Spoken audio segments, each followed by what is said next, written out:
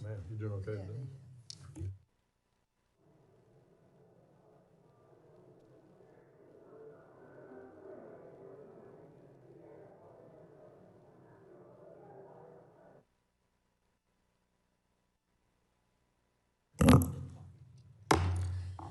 The Committee on Financial Services will come to order. Without objection, the chair is recognized to declare a recess of the committee at any time. Today's hearing is titled The Annual Report of the Financial Stability Oversight Council.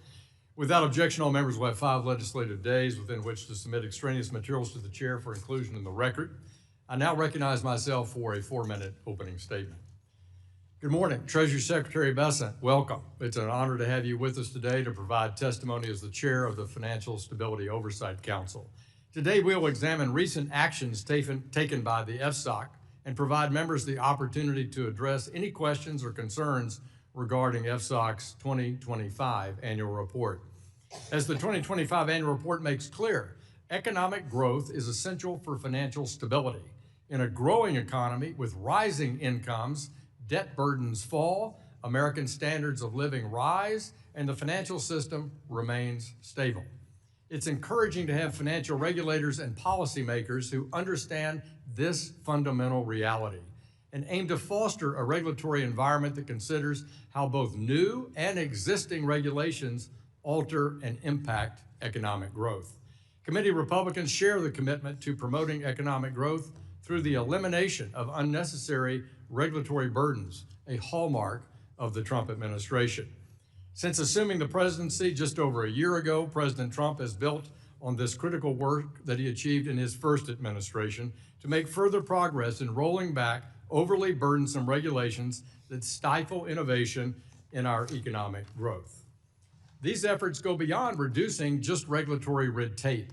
They're about fostering an environment where financial institutions can thrive and contribute to the stability and growth of our economy. I'd be remiss if I didn't remind everyone in the room today of the doom and gloom economic predictions that we heard across the aisle as the Trump administration was sworn in. In late 2024, Moody's Analytics anticipated that a Republican-controlled government would bring 3.5% inflation, 5% unemployment, a recession, and a budget deficit of 6% of GDP. Since then, Democrats have repeatedly and wrongfully accused Republicans of, quote, tanking the economy, close quote. With most of the official data in the books, these warnings missed the mark by a mile. Inflation came in at nearly 1 percentage point lower than that forecast. The unemployment rate never increased beyond 4.5%. No recession materialized, and GDP is on track to have 3 consecutive quarters above 3% growth. Meanwhile, the budget deficit is on track to fall to some 5.4% of the GDP. These numbers speak for themselves. Under President Trump's leadership and Treasury Secretary Bessent's steady hand, the economy is back on track, reversing the damage of the previous administration. Throughout the 119th Congress and committee Republicans remain steadfast in our goal of reinvigorating the commercial banking system and make life more affordable for our American families. That commitment is why I introduced the Main Street Capital Access Act with Subcommittee of Financial Institutions Chair Andy Barr last month. Our community banking package is designed to revitalize local bank formation, right-size regulations that are intended for far larger and more complex institutions, ensure that community lenders can focus on serving our families, small businesses, and our local economies. This bill also aligns with the administration's efforts to right-size regulation and reflects the committee Republicans' dedication to ensuring that financial operations focus on safety and soundness with a tailored approach to supervisory complexity. Similarly, our bipartisan Housing for the 21st Century Act addresses housing affordability head-on by reducing the burdens that have made homes and apartment construction untenable. Improving affordability requires directly expanding the housing supply. Paired with Main Street Capital Access, Americans will benefit from more homes and more affordable ways to finance them. We're grateful for your time today, Mr. Secretary. We look forward to the discussion, and I yield back the balance of my time. I now recognize the ranking member of the committee, Mrs. Waters of California, for a 4-minute opening statement. Thank you very much, Mr. Chairman. Last week, Donald Trump marked his first year in office with consumer confidence plummeting to a 12-year low. That is not a coincidence. Trump promised a so-called golden age, but apparently he only meant one for his family and billionaire friends. Instead of helping families, Trump's trade wars are driving up the price of goods like groceries, clothing, and furniture. Small businesses and farmers feel it too, and we all know exactly who is to blame. Instead of lowering costs, Donald Trump has doubled down on chaos and cruelty while handing more power and more freedom to Wall Street. For example, instead of directing the Financial Stability Oversight Council to address threats to our economy, Mr. Secretary, it appears that using it to do the exact opposite and deregulate Wall Street. While Trump claims he wants to cap credit card interest rates, his administration has repealed rules that curbed excessive credit card late fees and shuttered the Consumer Financial Protection Bureau, the very agency that returned $21 billion to Americans after they were ripped off. In fact, Trump's team has dismissed enforcement actions against predatory firms, even after they admitted to defrauding consumers. Why? Could it be because they gave to Trump's campaign or brought his crypto coins? Or could it be this president is not on the side of the American consumer and never has been?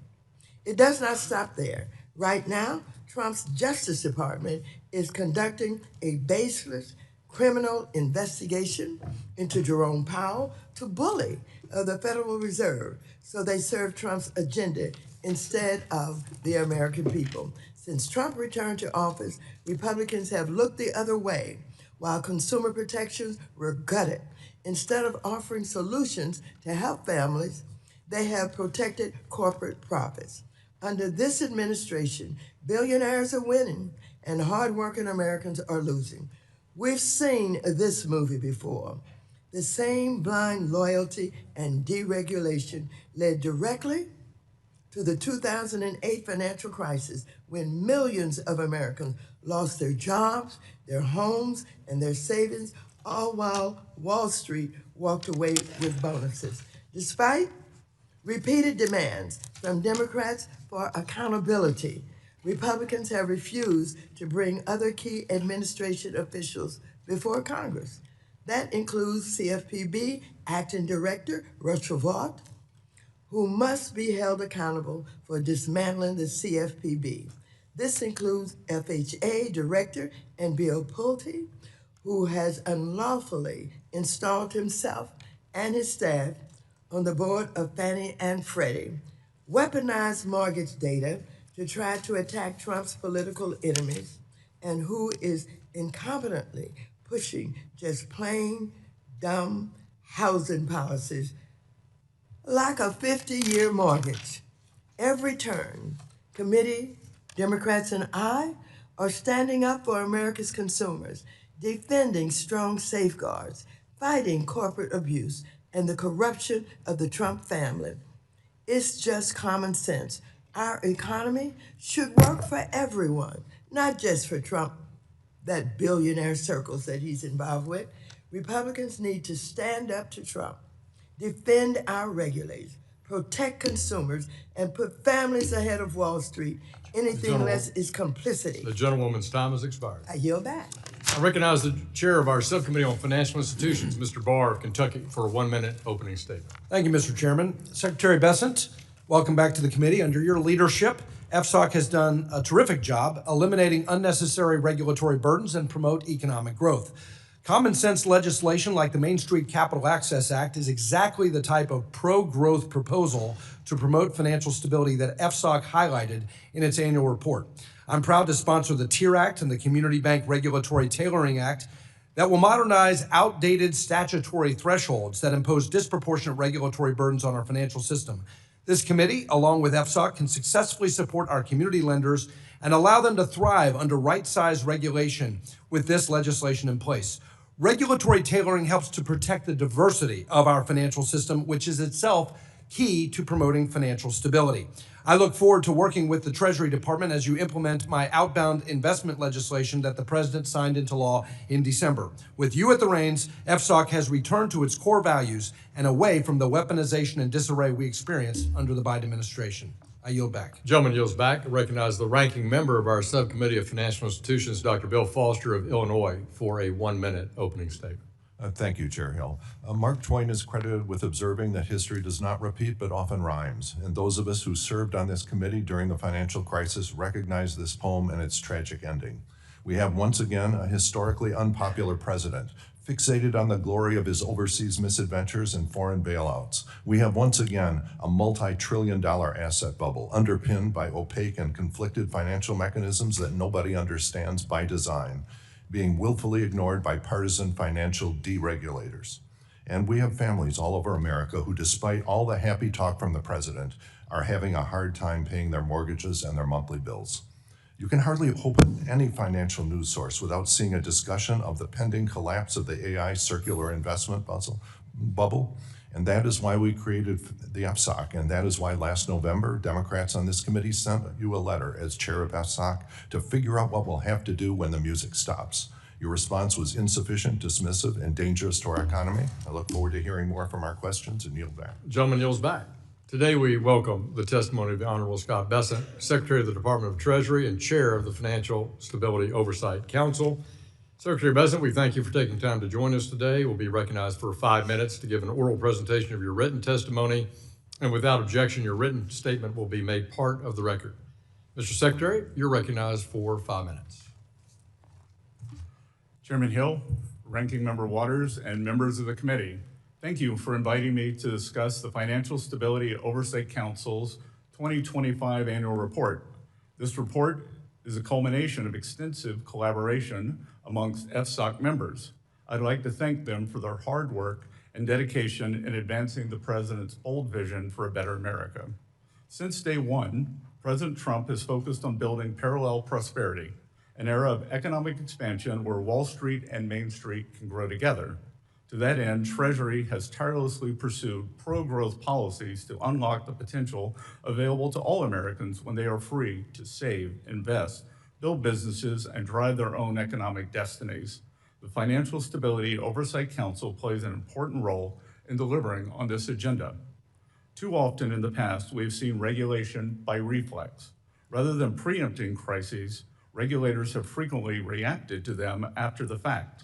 They've played the role of a hazmat cleanup team instead of preventing dangerous spillovers in the first place. Regulation by reflex has led to a regulatory myopia that has undermined safety and soundness. Under President Biden, the bank regulators preoccupied themselves with reputation risk, climate-related financial risk, and other risks with no clear nexus to safety and soundness. At the same time, they centered supervision on management and other governance matters that distracted examiners and banks' risk managers from the real risk to safety and soundness. The result, predictably, was the second, third, and fourth largest bank failures in U.S. history in 2023. Besides undermining safety and soundness, regulation by reflex has driven excessive regulation. That can lead to economic stagnation, and economic stagnation is itself a grave threat to financial stability. In calibrating regulations, federal agencies must avoid the temptation to create a zero-risk financial system, which would result in what others have called the stability of the graveyard. FSOC should aim to identify vulnerabilities that could lead to systemic crises and encourage the private sector to mitigate those risks before recommending additional regulation. FSOC should also work with its members to support efforts to avoid or pare back existing regulation that stifles pro-growth lending, capital formation, and innovation. And the best way to achieve these goals is by centering economic growth and economic security at the heart of FSOC's agenda. Promoting economic growth and economic security is essential to ensuring financial stability. Economic growth strengthens household, business, and financial institution balance sheets, creating capital buffers that reduce the risk of defaults and financial stress. And economic security reinforces domestic production capacity, raising living standards while reducing vulnerability to external shocks and supply chain disruptions.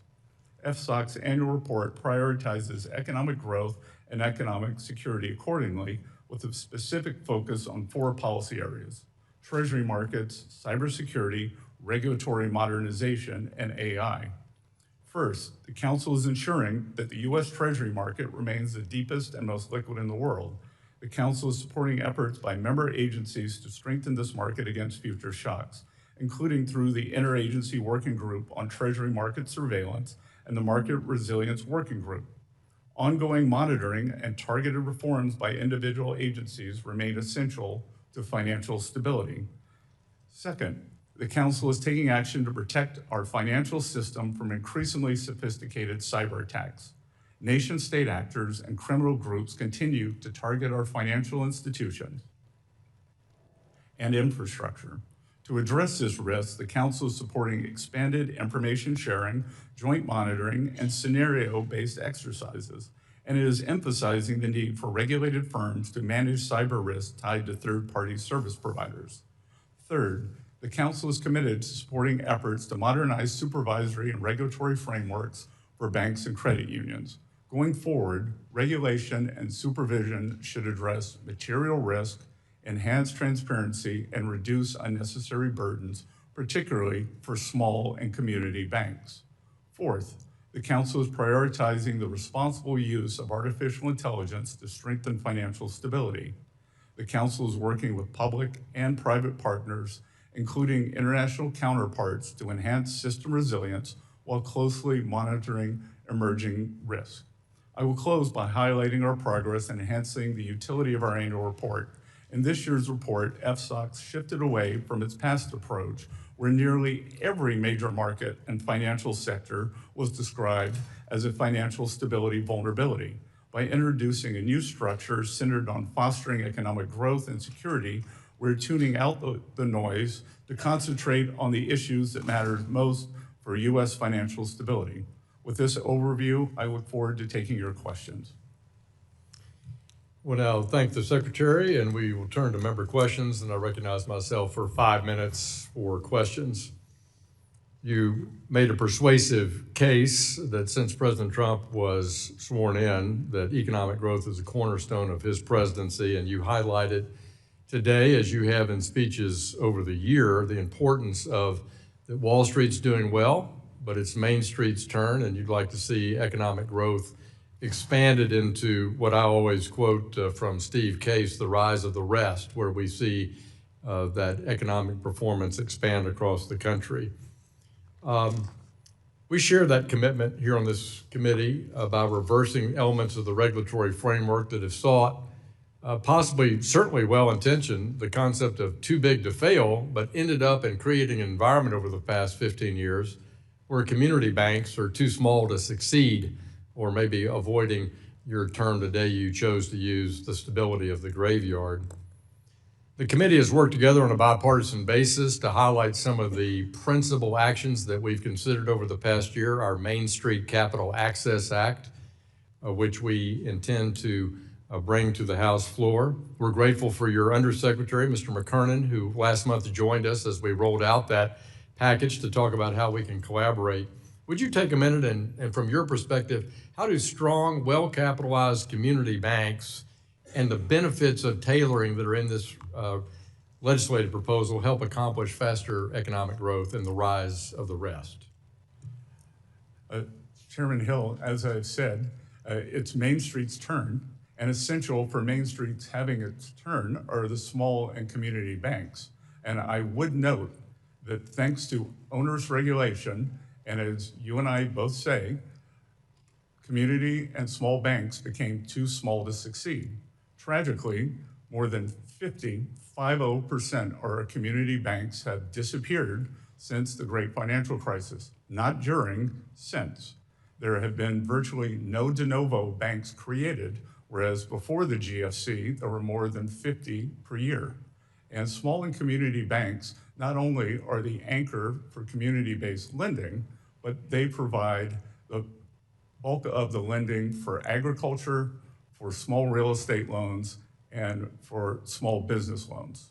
So a thriving community bank infrastructure and ecosystem is essential. I've met with more individually and in roundtables with more than 200 community bankers. I've spoken at conferences with more than 1,000, and tailoring is essential. I had one banker from my home state in South Carolina with assets of about $200 million tell me that under the previous regulatory regime, she was told that she should be more like Bank America, the second largest bank in the country. And so it is essential that we have the right tailoring, right risk levels, and right monitoring of these important institutions. We thank you for your perspective on that, and to illustrate it in our work we've done on housing in the committee, also on a bipartisan basis, it was noted that banks under $10 billion in size, really the heart of our community banking system, several thousand banks across the country, they make 60% of our 1 to 4 family construction loans. And while banks of all sizes deliver amazing capital access in our economy, at the heart of our main streets, if we want more housing supply, we find that it's really that local grassroots, public or privately held community bank that helps lead that. You mentioned de novos, and under Chairman Barr's leadership in our subcommittee, and on, again, with bipartisan support, we've enhanced in the Main Street Capital Access Act ways we think that will speed up and make easier to get both deposit insurance, raise capital, and tell the story about having more dynamic de novo bank formations that, as you say, have been so slowed by the last 15 years. Turning to digital assets, something that we've talked about quite a bit in the time remaining, can you tell me your assessment of how the regulatory process is coming for the implementation of the GENIUS Act? The GENIUS Act was an important act, important piece of legislation for bringing back into the U.S. the regulation, creation of digital assets, and making the United States a national champion. The GENIUS Act and the stable coins that will be created with that could in fact be an important feature of financing the U.S. government. And we are moving with deliberate speed to round out the House and the Senate's intention on that important, Thank you very much, Mr. Secretary. piece of legislation. Appreciate your work and leadership there. I now recognize the ranking member of our committee, Mrs. Waters of California, for 5 minutes for questions. Thank you very much, Secretary Bessent. In the FSOC annual report, you stressed the importance of economic growth to promote financial stability. While you noted many ways you plan to deregulate Wall Street and plant the seeds for another crisis, you said little about the harms of inflation. I find this odd, as the president and you have finally began discussing in the media how the price of goods are way too high. Notably, you mentioned that tariffs may need to come down to lower costs for Americans. So I have a few questions about this. As a former hedge fund manager in 2004, and I don't want you to go into any long details about this, but did you write a letter to investors raising concerns about the impact of tariffs, writing that, quote, tariffs are inflationary? Did you say that at that time, yes or no? No. Okay, thank you. Okay, we have a New York Times article that, agrees that you said New York that. Times. Then last summer, when you testified before a Senate committee, you said, and I quote, "There is no inflation. Tariffs are not being passed on to consumers." You were quite definitive, and even claimed that critics had, quote, tariff derangement syndrome. Well, those comments are at odds with the statement you made to investors that tariffs are inflationary. Again, I want to be clear, so just let me ask you, are tariffs inflationary, yes or no? According to the San Francisco Federal Reserve, with 150 years of data, Yes or no? Tariffs do not cause inflation. San Francisco Federal Well, Reserve, last November, Congresswoman, as the Trump administration finally began to realize 150 years that of data. affordability issues in America are not a hoax, you told Fox News that the government was going to reduce tariffs on goods like coffee and bananas, and that doing so would, quote, bring the prices down very quickly. Mr. Secretary, Why was that announcement even necessary? If tariffs aren't inflationary, and as you and the president like to say, are paid for by the foreign country, a tariff on coffee or bananas shouldn't raise the price of either for American consumers. Well, that's the Trump logic, but that isn't reality. It did raise prices across the board. And you know it. I think you knew back in July also. The real question is, why would you even impose a tariff on a good that a country doesn't grow or make, as that would only serve to punish the American consumer? Now, as you know, this committee has taken a bipartisan approach to addressing another real affordability crisis: housing. Rents are too high, there aren't enough houses. However, one clear reason that the housing crisis has grown worse is that you and the rest of the Trump administration levied tariffs on housing production goods like lumber and steel, as well as appliances. These tariffs will result in half. Lumber is reclaiming my time. You don't get to talk. Lumber is at a 5-year low, Congresswoman. Reclaiming my time. Let's just have the facts, ma'am. Reclaiming my time. Thank you. However, one clear reason that the housing crisis has gone worse is that you and the rest of the Trump administration levied tariffs on housing production goods like lumber and steel, as I said, as well as appliances. These tariffs will result in 500,000 fewer homes built at a time when we need more homes built, not less. Trump single-handedly made housing more expensive. And once again, you know it, as Axios has reported that you were planning to lift tariffs on housing production goods. In addition, the unlawful campaign the Trump administration has waged with ICE and Border Patrol terrorizing American communities has also harmed home construction across America. So I ask you, Secretary Bessent, will you be the voice of reason in the administration and urge Trump to stop waging a war on American consumers and on housing or affordability and putting the economy at risk? Yes or no? You don't have to explain. Representative Will you be the voice? Will you be the voice? Will you be the voice? Of inflation? Will you be the voice of reason? Will you be the voice of reason? A study yes from no? Wharton University Reclaiming my has time. shown Reclaiming my time. Reclaiming my time. Was the mass unfettered immigration. Mr. Chair, will you let him know that when I asked him The time does belong to the the housing gentlewoman stock. from California. 10 and 20 million immigrants Can you took shut up the him up? housing stock of working Americans, and can you maintain some level of dignity? Gentleman's time has expired. No, my time has not Your expired. time has expired. And the The gentleman, gentleman took up my time. I think you should recognize that, Mr. Chair. the gentlewoman's He took time up has my expired. The gentlewoman's time has Well, expired. if you Mr. wanna Chair, pro- parliamentary If you inquiry. wanna protect him, The chair Mr. recognizes the vice chairman of the Mr. committee, Chair. Mr. If If you Heisinger. want to Parliamentary inquiry. go right ahead, but I would not expect you to do that. Thank you, Mr. Chairman. And I will grant very briefly any time that you feel like you need to address anything. Again, I think the ranking member does not understand. Mr. Secretary, I'm sorry, the gentleman will suspend. There's a parliamentary inquiry. Mr. Sherman? Mr. Chair, will you enforce the rules of this committee so that the time belongs to the questioner and prevent filibusters from taking time away? And if those filibusters by the witness do take time away, will you allocate additional time? I will enforce the 5-minute rule. The I gentleman want my from- time back. The gentleman from Michigan is recognized. I grant briefly anything that you feel you need to address. I believe the ranking member does not understand the definition of generalized inflation versus one-time price increases.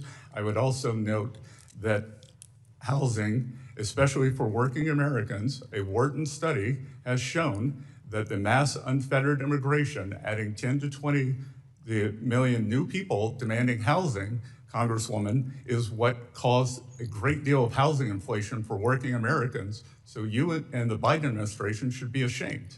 Which is also why we are seeing rents. There was just a recent media story on this. Rents are going down partially because of that enforcement. So Mr. Secretary. Yes, it is supply and demand continues to work. I've got a number of issues I got to hit very briefly here on FSOC. I need to talk then Burma and 3%. You talked about with the chairman about regulators using tailored market approach tools. How are you ensuring that FSOC's current work continues to prioritize activity-based, transparent, analytically rigorous approach grounded in cost-benefit analysis and coordination with functional regulators when evaluating potential risks in non-bank financial markets? That is done primarily for small banks through the Office of the Controller of the Currency and the FDIC. And those chairs are intent on tailoring the rules for small banks so that we do not have another 50% decrease in Main Street lending. All right, thank you. You outlined as part of the 4 goals, protecting, number 2 was protecting from cyber attacks. We have seen a rise in those cyber attacks and scam centers in Burma. And I applaud you and Treasury for some of your work in that, including sanctioning North Korean individuals, selling weapons to the Burmese military regime, as well as the Democratic Korean Benevolent Army, Burmese army group that has organized these scam centers. However, last week it was reported that Iran was secretly shipping vast amounts of jet fuel in Burma.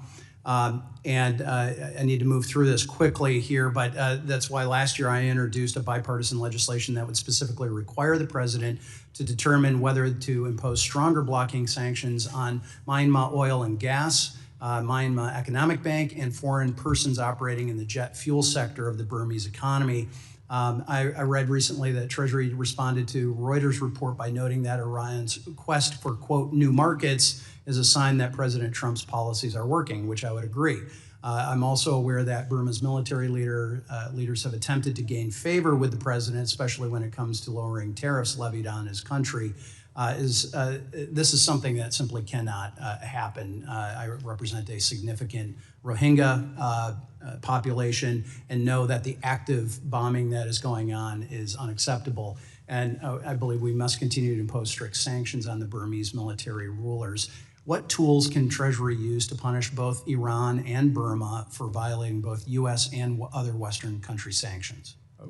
Well, with respect to Iran, President Trump, upon entering office, instructed U.S. Treasury to implement a maximum pressure campaign, and we saw the fruits of that campaign in December as the Iranian economy has collapsed. Yeah. We had a large bank collapse there. The central bank was forced to bail it out, created inflation, and the brave Iranian people have taken to the streets. We continuously monitor trade between two countries like that. The good news would be Iran has a significant shortage of dollars to buy, whether it is weapons or goods for the people, or to pad the Swiss bank accounts of the Iranian regime. We've got to keep the pressure up on Iran, but also that pressure on the Burmese junta, please. Lastly, I'd be remiss if I did not thank you in public for your discussion of a desire to lower the deficits to 3% of the GDP. I've introduced, along with 14 of my colleagues from the Bipartisan Fiscal Forum that I chair with Congressman Scott Peters out of California, that urges the House to achieve this 3% goal by 2030, a tangible, achievable goal that is desperately needed, and we're building consensus here in the House. I know you and the administration take the ticking debt bomb seriously, and I hope that to continue this conversation with you. I don't know if you can, in 10 seconds, address. I look forward to working with you on that, and I would note that the deficit to GDP, calendar year 2024, 7%, highest, not at war, not in recession. Calendar 2025, down to 5.4%. Gentleman's I time yield has back. expired. Thank you. Chair recognizes the gentleman from California, our ranking member of our Capital Markets Subcommittee. Mr. Sherman, you're recognized for 5 minutes. I want to agree with the gentleman from Michigan that we need to impose those sanctions on the Myanmar regime and protect, of course, the Rohingya minority to the extent we can. FSOC has to define what is systemic.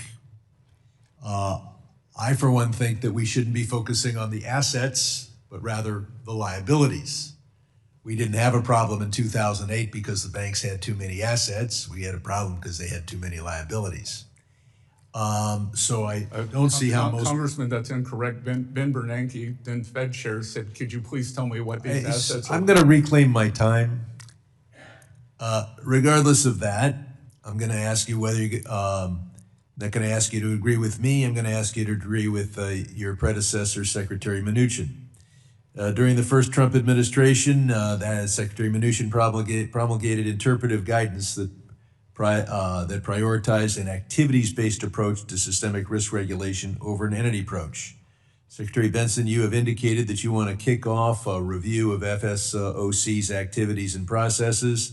The FSOC Improvement Act, led by my colleague, Dr. Foster, which I've co-sponsored, as you know, would codify an activities-based approach to systemic risk regulation.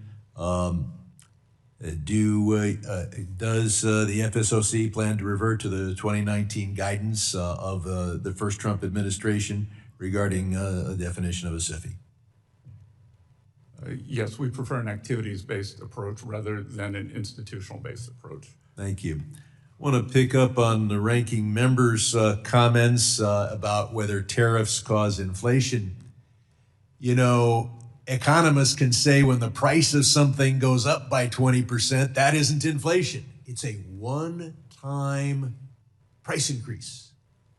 But out in my district, when the price of something goes up by 20%, we call that unaffordability. And to say it's not inflation is sophistry. I'll point out that every time Democrats had and regulations that increased a company's cost, people in this room said that's going to cause inflation. Well, tariffs clearly have to be paid by companies, and if environmental costs are passed through, you can be sure tariffs are passed through. The ranking member asked the question, why a tariff on coffee and bananas? I think the answer is obvious: to make our tax system more regressive, to pay for the big, bad, beautiful bills, cuts in taxes for billionaires, and to fund ICE. I used to head the largest sales tax agency in this country, and we knew the sales tax was regressive, but we knew it would be even more regressive if we imposed taxes, sales taxes on food. And that is what you do with a tariff on bananas and coffee. Mr. Secretary, we lived through the bailouts of 2008. When powerful men lose money, they now want a government bailout. Does the Treasury Department or the various components of the FMOC have the authority to bail out Bitcoin? Could you please elaborate? What exactly does bail out Bitcoin Okay, mean, could you Congressman? instruct the banks of this country to buy more Bitcoin, or change banking regulations so that they are encouraged to do so in terms of the reserves that they're otherwise required to have? Again, that within the context of asset diversification within banks, they could hold many assets. They can, and there are different, but do you have the authority to order banks to buy Bitcoin or to invest U.S. tax dollars in Bitcoin or Trump coin? I am Secretary of the Treasury. I do not have the authority to do that, and as Chair of FSOC, I do not have that authority. So we're not going to see our tax dollars invested in crypto assets? Well, why would a private bank be your tax dollars, Congressman? Excuse me, I'm now asking about the money of our taxpayers, which you manage as Secretary of the Treasury. Is it going to be deployed into crypto assets? We are retaining seized Bitcoin. That's not exactly taxpayer money. You collect a lot of taxes this month? No, that is an asset of the U.S. It's an asset of the U.S. It was government. Are you going to invest in? And I will point out, Mr. Secretary, reclaiming my time, are you going to invest? The asset seizure, that $1 billion of Bitcoin was seized, $500 million was retained, and that $500 million has become over $15 billion. Gentleman's time has expired. The gentleman from Oklahoma, the chair of our Monetary Policy Task Force, Mr. Lucas. You're recognized for 5 minutes. Thank you, Mr. Chairman, and thank you, Secretary, for being here today. You've said that the current deposit insurance framework is a vulnerability for the banking system, that there is a competitive imbalance that favors large banks, and that this increases the risk of bank runs and erodes depositor confidence. Can you talk more about a targeted expansion of deposit insurance for non-interest-bearing transaction accounts And would that strengthen financial stability within the system? Congressman Lewis, thank you for that very important question, because it is my belief, because there is the belief that big banks, the depositors, will not lose money. During a financial crisis, as we saw in 2023, assets leave small banks.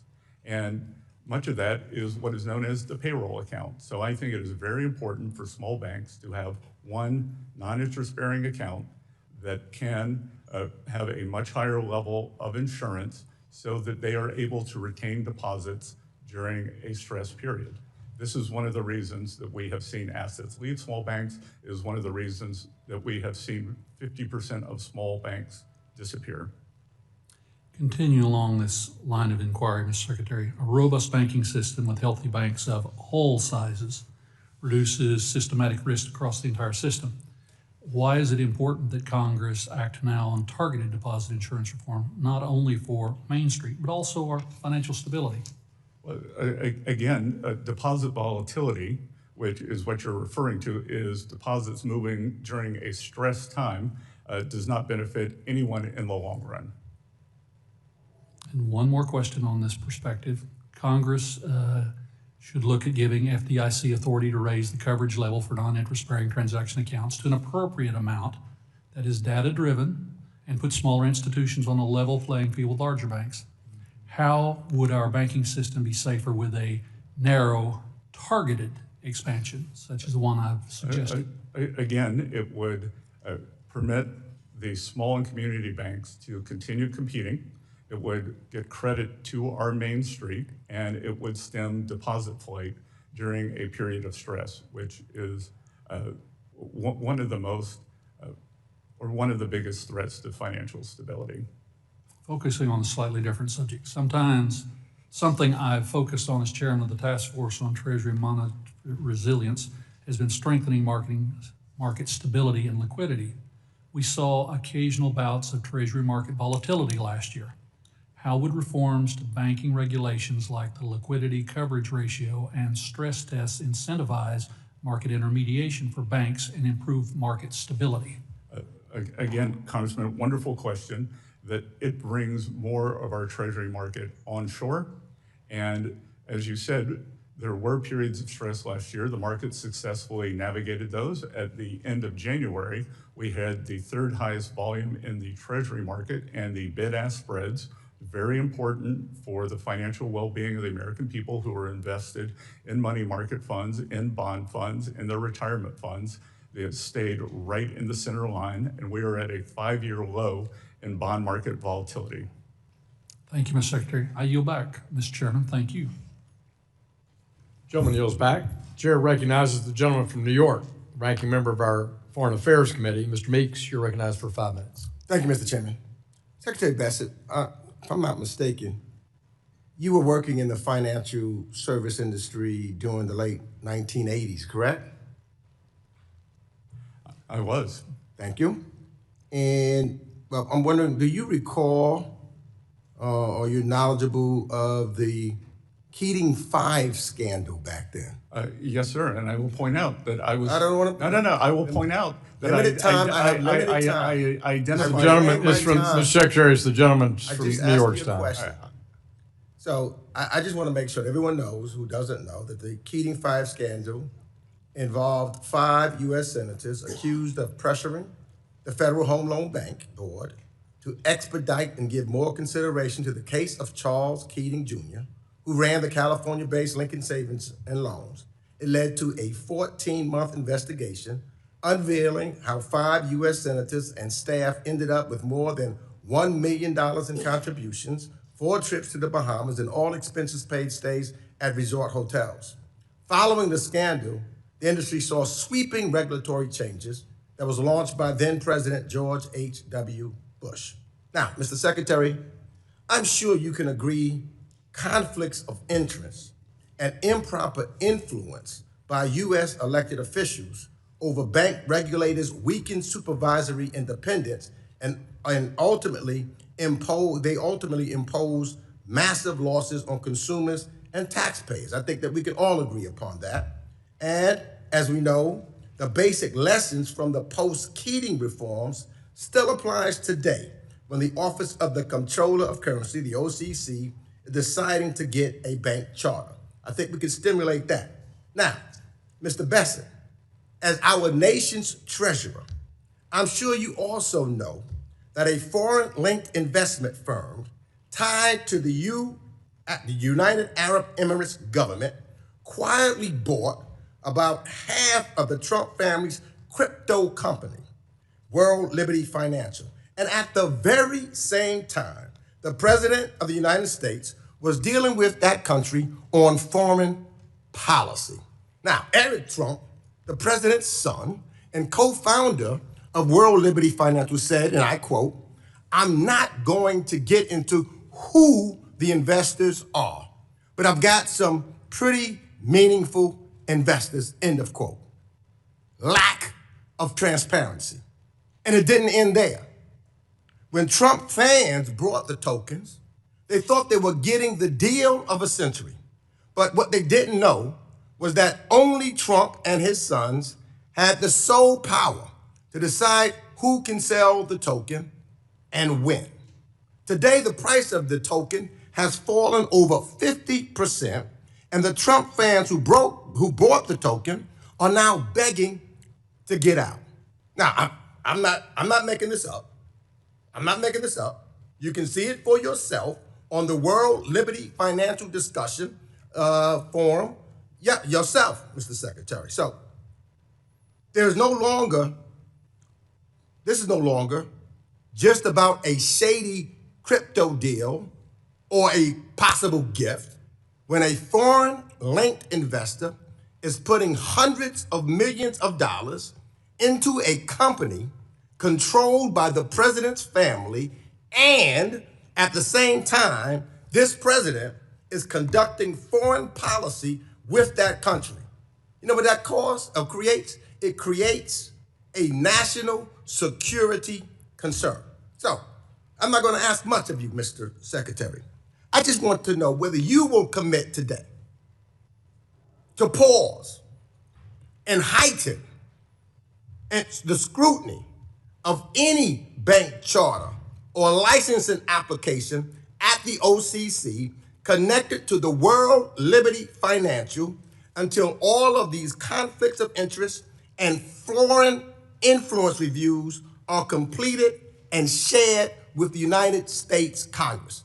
All I need to know is, will you halt it and do a complete investigation and scrutiny of this licensing application? All you have to ask is yes or no. No, Congressman. All you have to ask the is yes or OCC no. is an independent entity, and I would know, Congressman, so that, I take that as a no. You traveled to Venezuela I take that as a no. On behalf of I take that as a no. On behalf of your donor. You do not want to answer that question. I take that as a no. For a $7 billion. I'm asking you to do your responsibility as Secretary of the Treasury. Into a Venezuelan. You do not. Mr. Meeks, Will you? time has expired. You cannot erase what you did in 2006. He's the one that went past your time, Mr. Chairman. No, and he did not answer my question, and he wouldn't pass the time. He had 6 seconds left to try to answer your question, and the it was a yes or no. It was a yes or no answer. I asked him, will he? No, was gentleman, yes or no? Recognizes the OCC is the gentleman. independent. Stop Mr. covering Bessent. for the president. Stop being his flunky. Gentlemen. He's talking to me. I'm responding back to him. 2006 trip to Venezuela. Stop covering for the president. Don't be a flunky. Work for the American people. Mr. Meeks, Trip to Venezuela. Work for the American people. Don't be a cover-up for a mob. Maybe you're going to As see long your as he friend talks, Nicholas you talk. Maduro gentleman in Brooklyn is not prison. recognized. Mr. Bessent, please. I recognize the gentleman from Texas, Mr. Sessions. You're recognized for 5 minutes. Mr. Chairman, thank you very much. Secretary, welcome to the Financial Services Committee. I'm delighted that you're here. Mr. Secretary, we've talked with you about a broad range of things, not necessarily related to FSOC and your chairmanship there, but I would like to, if I can, talk with you something about the word public confidence. And the word public confidence does have a lot to do with the financial stability of the country.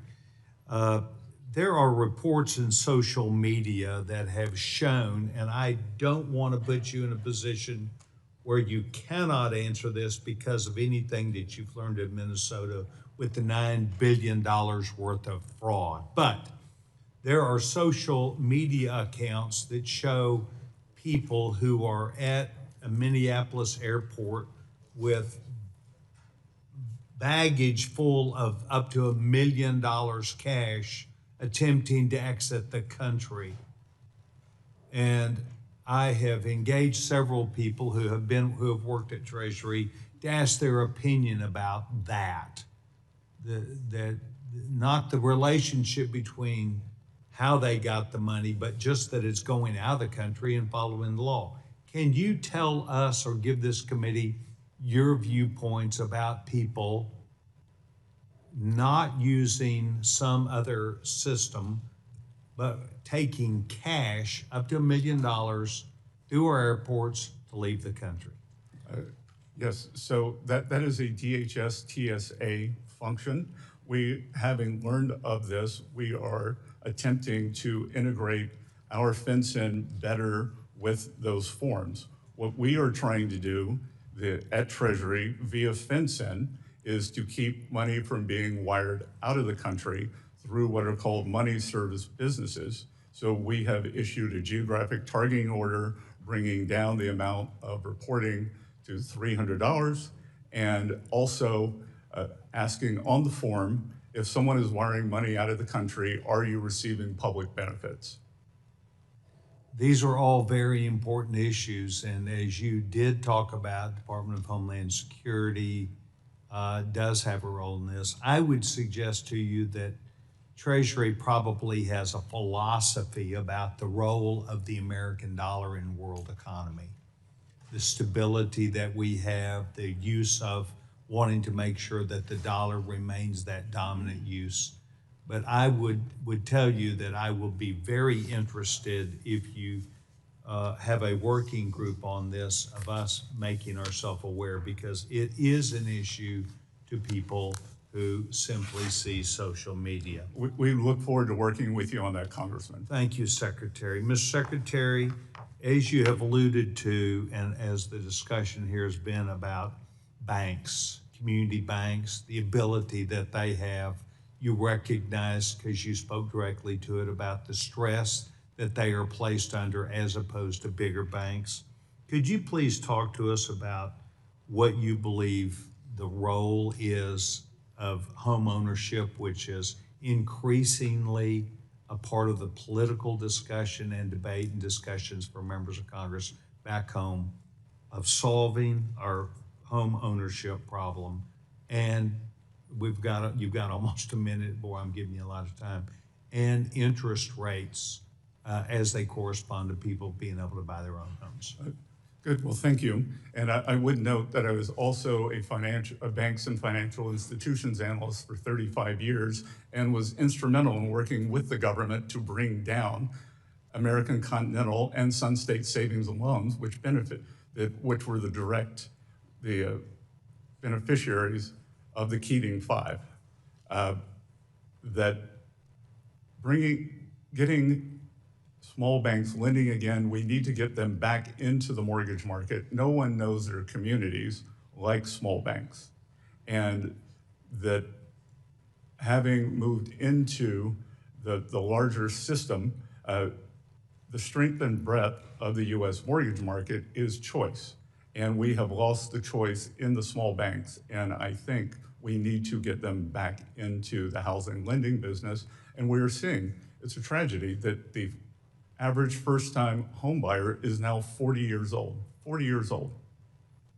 Well, I had a discussion last night with the realtors about their importance in this process too. So I'd like to once again make sure we see community banks and realtors and home builders all have an interest in this. I want to thank the gentleman. I thank the gentleman from Texas. Before we move on, I want to remind everyone participating today to uphold the House's rule of decorum. And I'd like to remind everybody to respect the 5-minute rule And having been a witness before Congress before in my executive branch days, it is important to note that our members can spend their 5 minutes and never ask a question or not. It's their 5 minutes. So let's try to be mutually respectful of each other. And I now recognize the gentleman from Massachusetts, the ranking member of our Digital Assets, Financial Technology, and Artificial Intelligence Subcommittee, Mr. Lynch, Massachusetts, 5 minutes. Thank you, Mr. Chairman. Mr. Secretary, based on early reports, and this is an analysis done by Public Citizen and subsequent news reports, when the Trump administration came into office, they immediately took steps to either halt, dismiss, or roll back over 100 enforcement actions and investigations against corporations in its first 2 months in office, with a very heavy concentration on financial services, consumer protection, and cryptocurrency, totaling over $3.1 billion in potential penalties avoided. Now, as a member of the Financial Services Oversight Council, is that a concern that you have raised within the council, all these immediate dismissals of cases against financial services firms? Well, I think the Biden administration had an extension. Sir, please be responsive to my question. I am trying, sir, and this back and forth is just eating your time, that the Biden administration had an extinction policy for crypto This assets. is when Trump came into office. I'm going to go to the next question because your answers on, Mr. Chairman, the answers have to be responsive if we're going to have a serious hearing here. Well, the questions have to be serious. Well, those are 100 dismissals of cases that the Trump administration came in and executed in their first weeks in office, like that. All of a sudden, all these crypto cases went away. The SEC was dropping cases. The Consumer Financial Protection Bureau dropping cases. And well, sir, look, you're on FSOC with all the heads of these agencies. This should be a serious question to you. Trust should be a serious question and a serious issue for the financial services industry, especially as the Secretary of the Treasury. Well, that's an important. No, this is my time. I haven't asked you any more questions. I haven't asked you any more questions, It's the gentleman from Massachusetts. I'm trying to get to my next question. Could you speak a little louder? I can't hear you. Yeah, okay. I might. Mr. Secretary, let Mr. Lynch proceed with his time. Put 4 seconds back on the clock, please. Thank you, Mr. Chairman. Yes, Mr. Lynch. I just want to do a comparison of the FSOC reports. Let's go back to 2024, and then we'll talk about the current report. In the previous report, the members of FSOC expressed serious concerns related to potential risk to financial stability regarding the lack of explainability and high complexity of AI and the approaches that have a potential to heighten financial instability, especially in the areas of bias and discrimination in credit decisions. That was in 2024. Your report in 2025 focuses on removing regulatory impediments. So in 2024, we were concerned about consumer protections, and now, under your leadership, we're concerned with eliminating regulatory impediments. The dangers, and that was a report during a time where the chairman and I were co-chairs of an AI task force. Those dangers haven't gone away. In reality, those dangers are still as severe for the American consumer, but they are absent from FSOC's report. So it's obviously you've eliminated or dropped that priority as an issue for FSOC. So can you explain the change from protecting the consumer and now eliminating regulations? We are charged with financial stability, and we are focused on leveraging AI strengthen the financial system resilience, but with economic growth and a security lens. On the issue of explainability Any concern about that in the use of AI in the financial services industry? I'm sorry, what was the question? The issue of explainability, how when people apply for credit and are denied, we don't have the ability for AI to explain why they were denied. Is that a concern? I mean, we are talking about the trust within the financial services industry. It could be a concern, but we don't view it as a priority for financial stability. That's the truth. That's the truth.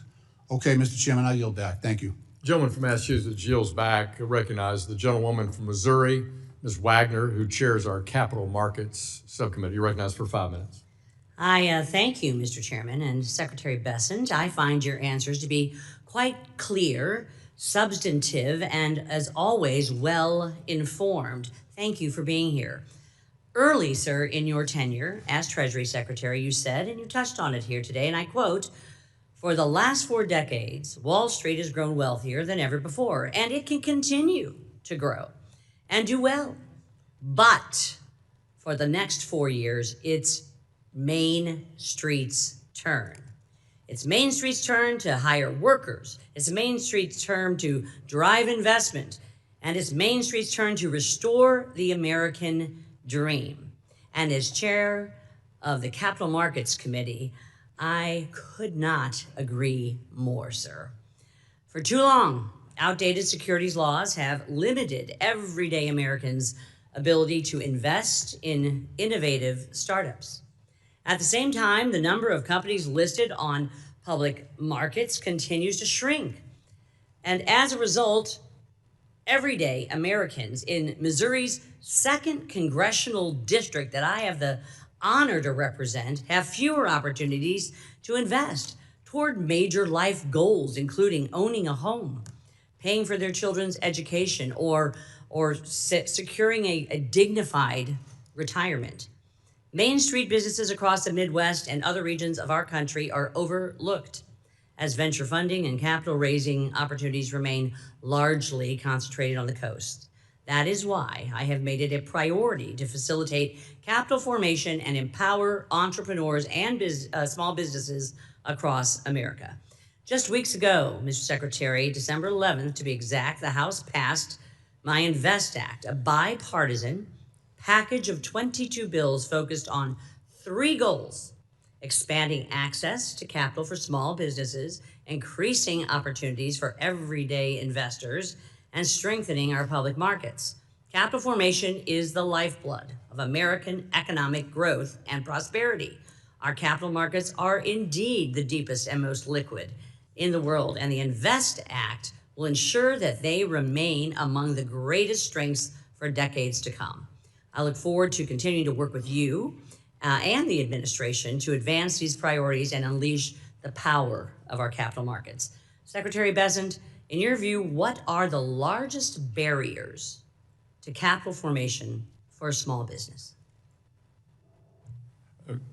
Congresswoman, I look forward to working with you. And I think I would bifurcate that. Most small businesses are individuals.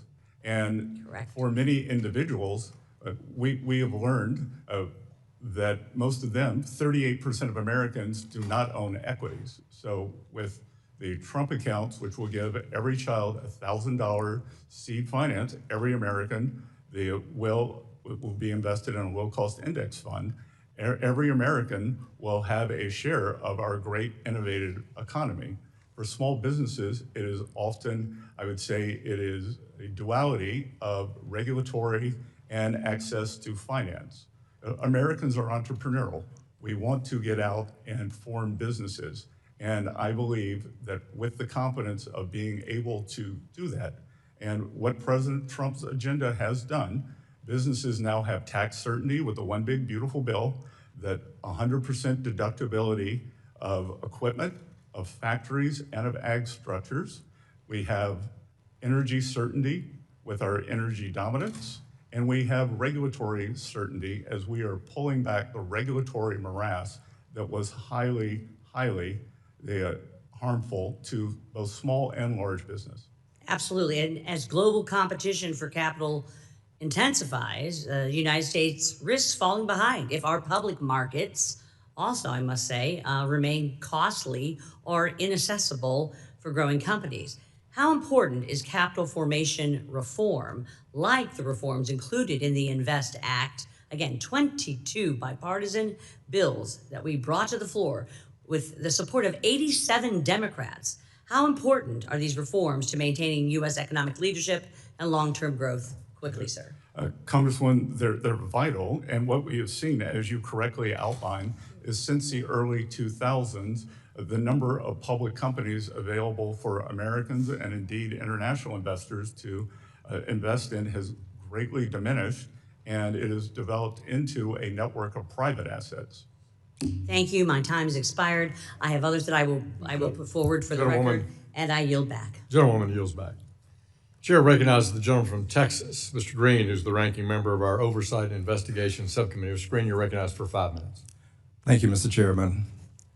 Mr. Secretary, I ask that you recall Liberation Day, the day that President Trump announced tariffs. I ask that you recall that when he made this announcement, there was a sharp decline in the stock market. In fact, when he made the announcement, the NASDAQ experienced a 6% decline, the S&P 500 a decline of 11%. I ask that you also remember that some days later, the president announced that he was going to pause those tariffs. And when he indicated that he would pause the tariffs, the market then moved up. Do you recall these things, Mr. Secretary? I recall them very well, Congressman. Thank you. And I ask that you also recall, please, Mr. Secretary, that hours before the president announced the pause, he indicated by way of Truth Social, he has a more than 50% ownership in Truth Social. It's a great time to buy DJT. That was his announcement on Truth Social.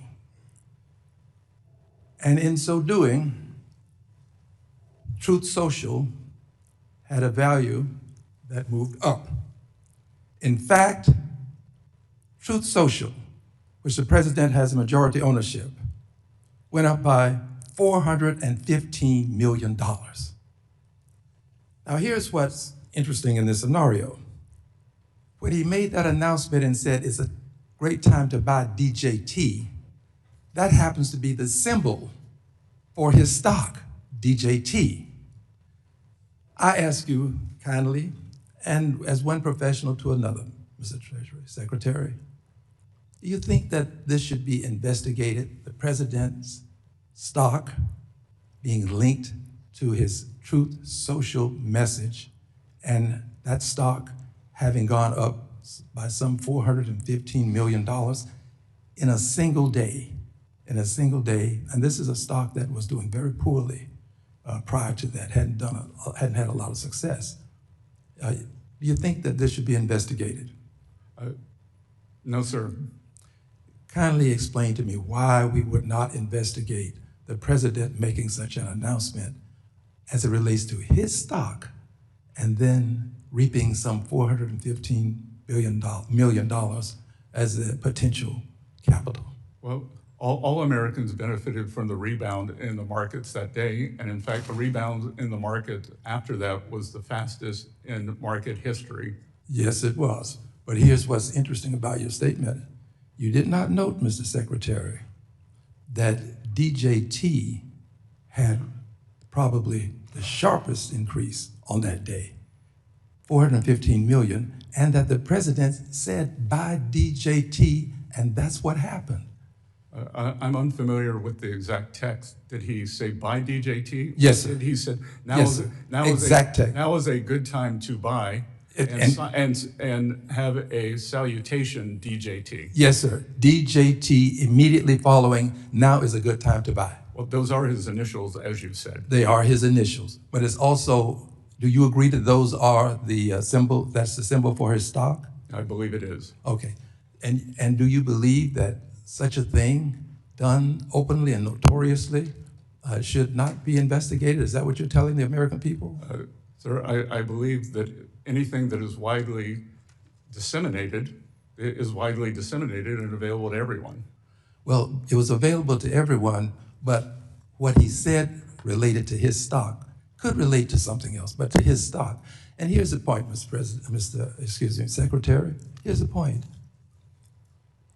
I believe that any other president making this kind of move is almost a hustle. I don't want to say that about the president, but making this kind of move would at least be investigated. If you're going to allow the president to do this openly and notoriously, $415 million, what you're doing is giving him a license to move markets at will, make announcements, and reap benefits. He is literally hustling the United States stock market. I yield back. Gentleman's time is yield back. The gentleman from Kentucky, Mr. Barr, Chairman of our Financial Institutions Subcommittee, you're recognized for 5 minutes. Thank you, Mr. Chairman.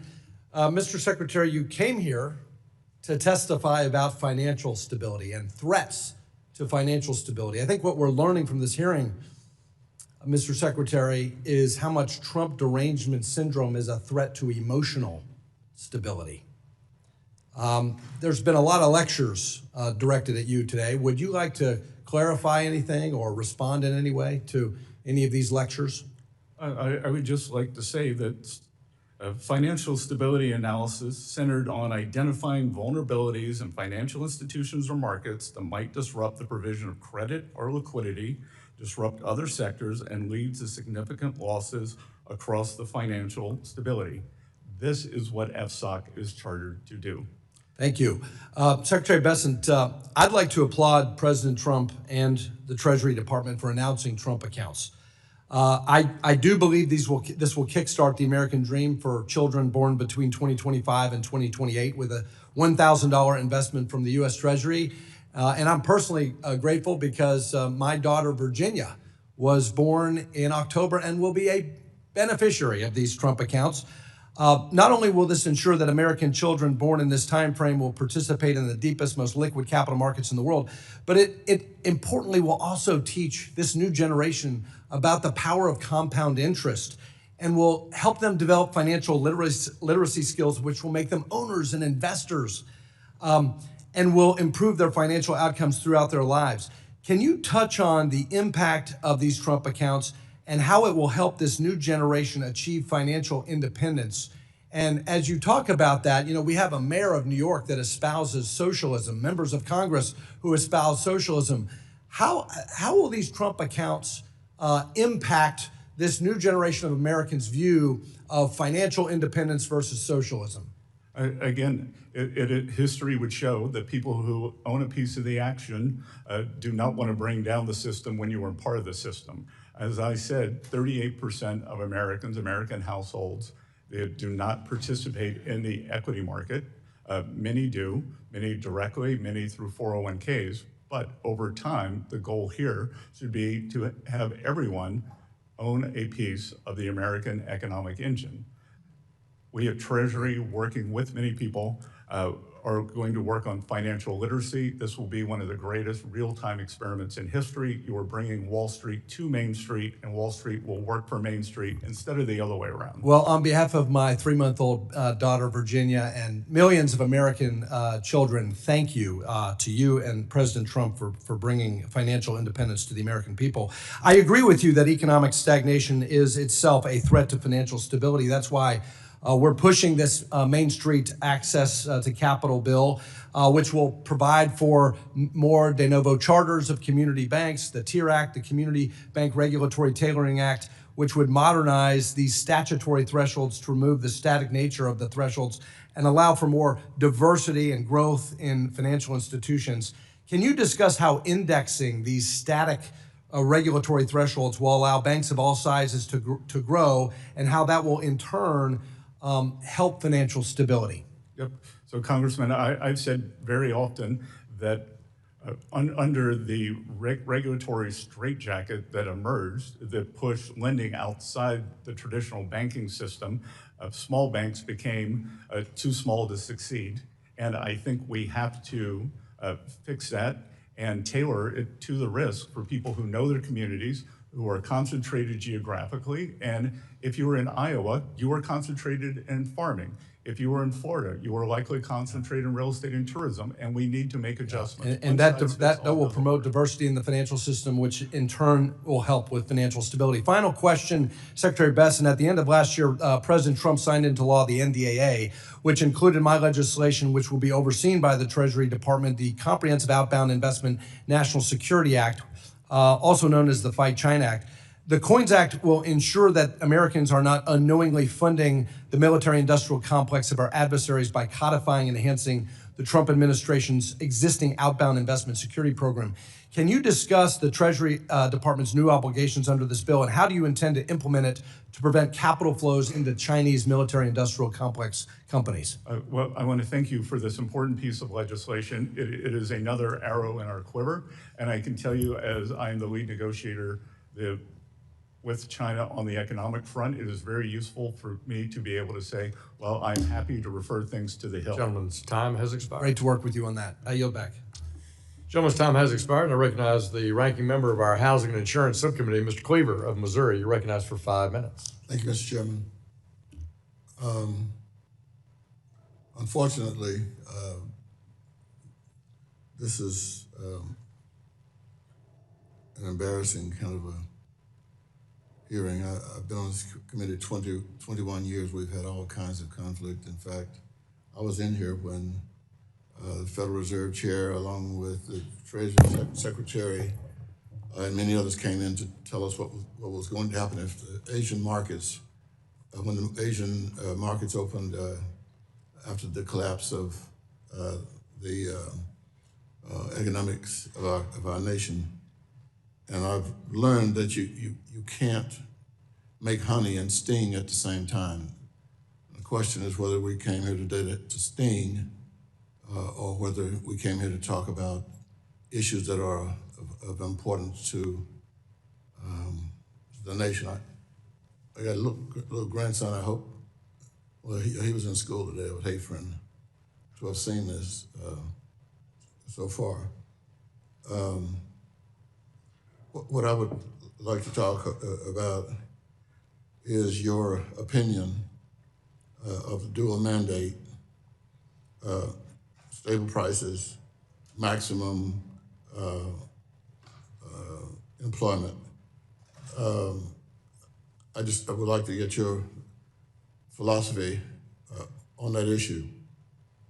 Is that the creators of the Federal Reserve? And then the mandate, was that a mistake? The Federal Reserve Act of 1913, which created the Fed, and then we have morphed into the dual mandate, and the dual mandate is a very delicate balance between maximizing economic growth while maintaining the low levels of inflation. Well,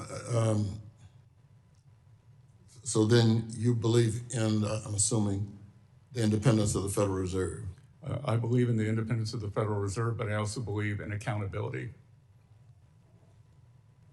I mean, can you explain how you put those two together? Sure, I would welcome, we've seen these cost overruns at the Fed. The Fed has the independence of the Fed is based on its trust with the American people. And the Federal Reserve lost the trust of American people when it allowed the greatest inflation of 49 years to ravage working people in this country. Mr. Secretary, so the people in the country, there was a poll or something? I mean, you're speaking of the American people as if there's some human being that had an opinion. I mean, either the Fed either the Federal Reserve is independent or it's not. Isn't that right? Isn't the logic right?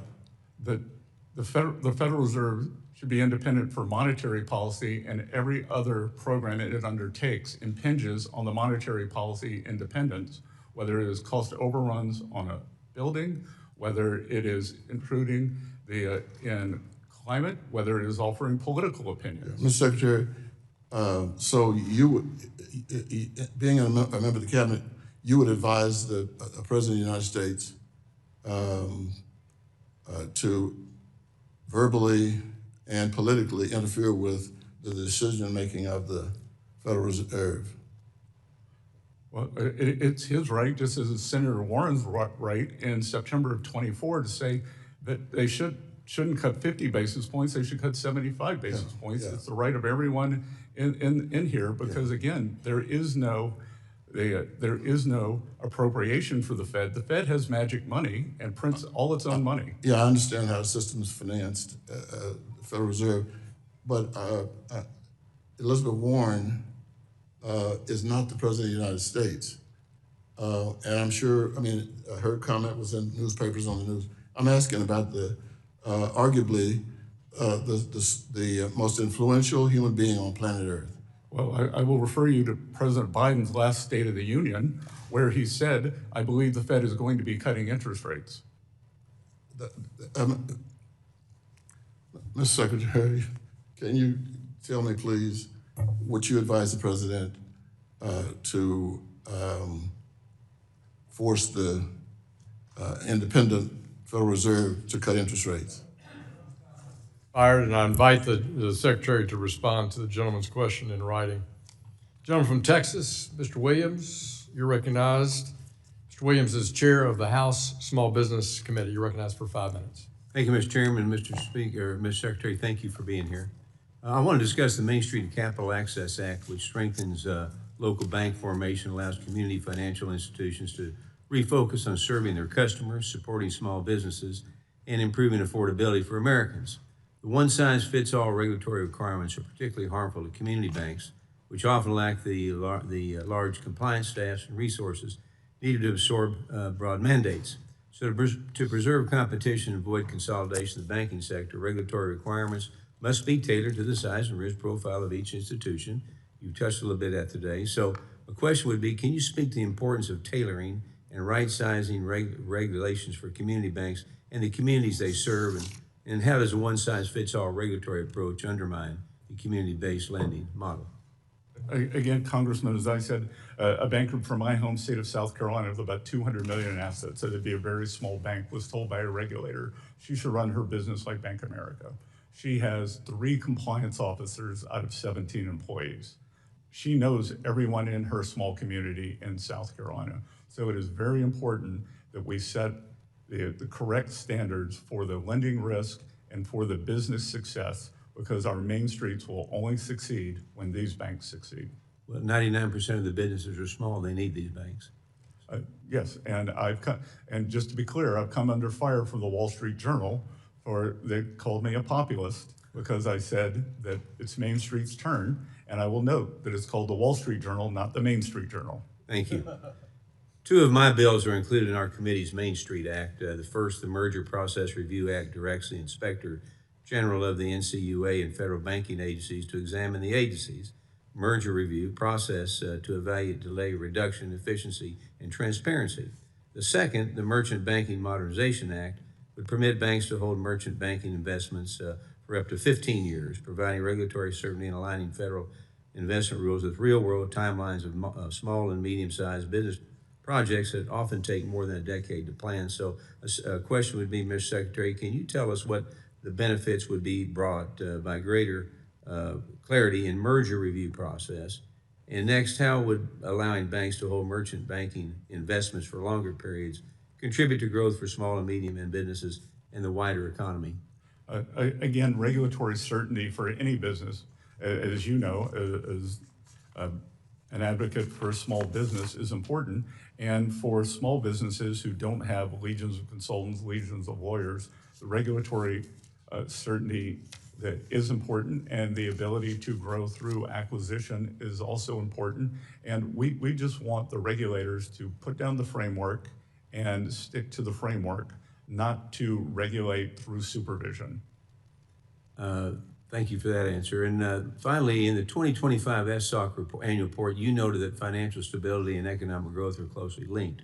You also observed that many financial and regulatory supervisory policies fail to consider their cumulative impact on economic growth, with new regulatory costs often evaluated in isolation. I hear this concern frequently from small businesses and financial institutions in my district in Texas, where layer after layer of regulatory burden from prior administrations led to millions of dollars and countless hours spent on compliance instead of serving customers and supporting their local communities, and they're hiring compliance officers before they hire loan officers. Again, it affects Main Street. So how do layers of regulations after small business growth with ultimately affect economic growth? Again, it is a great retardant for economic growth. And I believe that if we were to go back and look at what's happened, Karen Pettigrew, a progressive, believes that this regulation of small banks has been a real problem. And she calls the Fed the engine of inequality, and a lot of the regulation, the burdensome regulation, and has come out of the Federal Reserve, but also the FDIC and the OCC. And I think removing that can, again, get Main Street lending going again.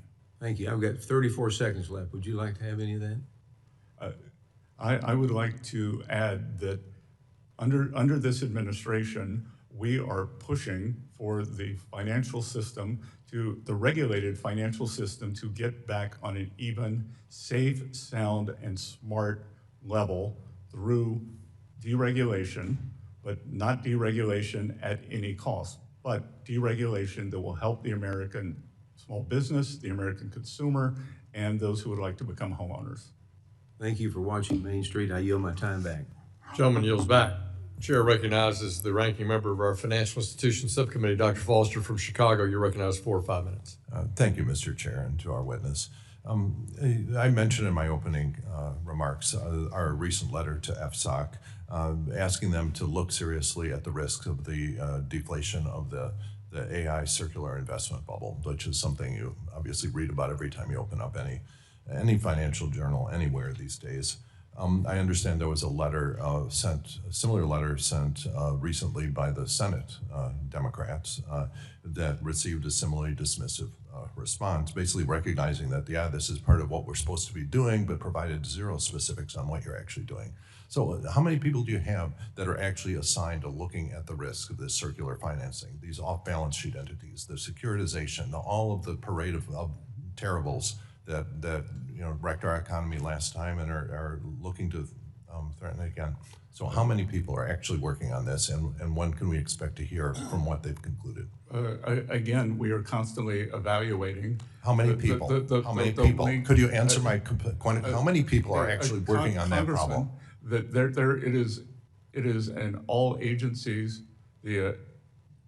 It is in all agencies. No answer. Okay, I understand. You're not willing to give me a number on who's actually working on it. And when I could say 2,000, but that wouldn't be correct. Because some people may devote an hour a day, some people may devote 80 hours a week. Right. When can we hear something specific? When can we expect to hear something specific? In the interest of getting back to you and a change in tone, I am happy to send you a reply. Okay, I would appreciate something with a lot more detail than something we got from the under assistant acting, whatever it was. All right. Also, well, last time we spoke, I asked you a simple question that I didn't get an answer to, which is, does this administration support a strong dollar policy or a weak dollar policy? And frankly, as far as I've been able to tell, you're just all over the map on this. So could you answer the question just simply, do you support a strong dollar policy or a weak dollar policy? And how would you, score your, whichever way you're trying to go, how are you doing? We always support a strong dollar policy. Okay, that's interesting because, as last time we spoke, I presented a couple of graphs which presented the interesting fact that every time you put a Republican in charge of in the presidency, that 2 things have happened: that the dollar has gotten weaker and that manufacturing employment has dropped. And this has happened just during every Republican president in our lifetime, and the reverse has happened every Democratic president. The dollar has strengthened, actually achieved your objective instead of just talking about it. And since the time of that, actually, I think this plot here was the one we had then when the dollar was only 8%. I think it's down about 10.5% now, so you're continuing down the traditional path. I'm sorry, which index are you using for the DXY. dollar? I think it's DXY year on year. Yeah, And I think it's, the last time I looked at it, it was roughly down 10.5%. and you have the president on there, but under President Clinton, it would be. I'm not talking about. It would be my belief that it was Speaker Gingrich and what he did. I'm just talking about the president who has control. Working with the Clinton administration I together. understand. Is Dr. Foster's time? Yeah.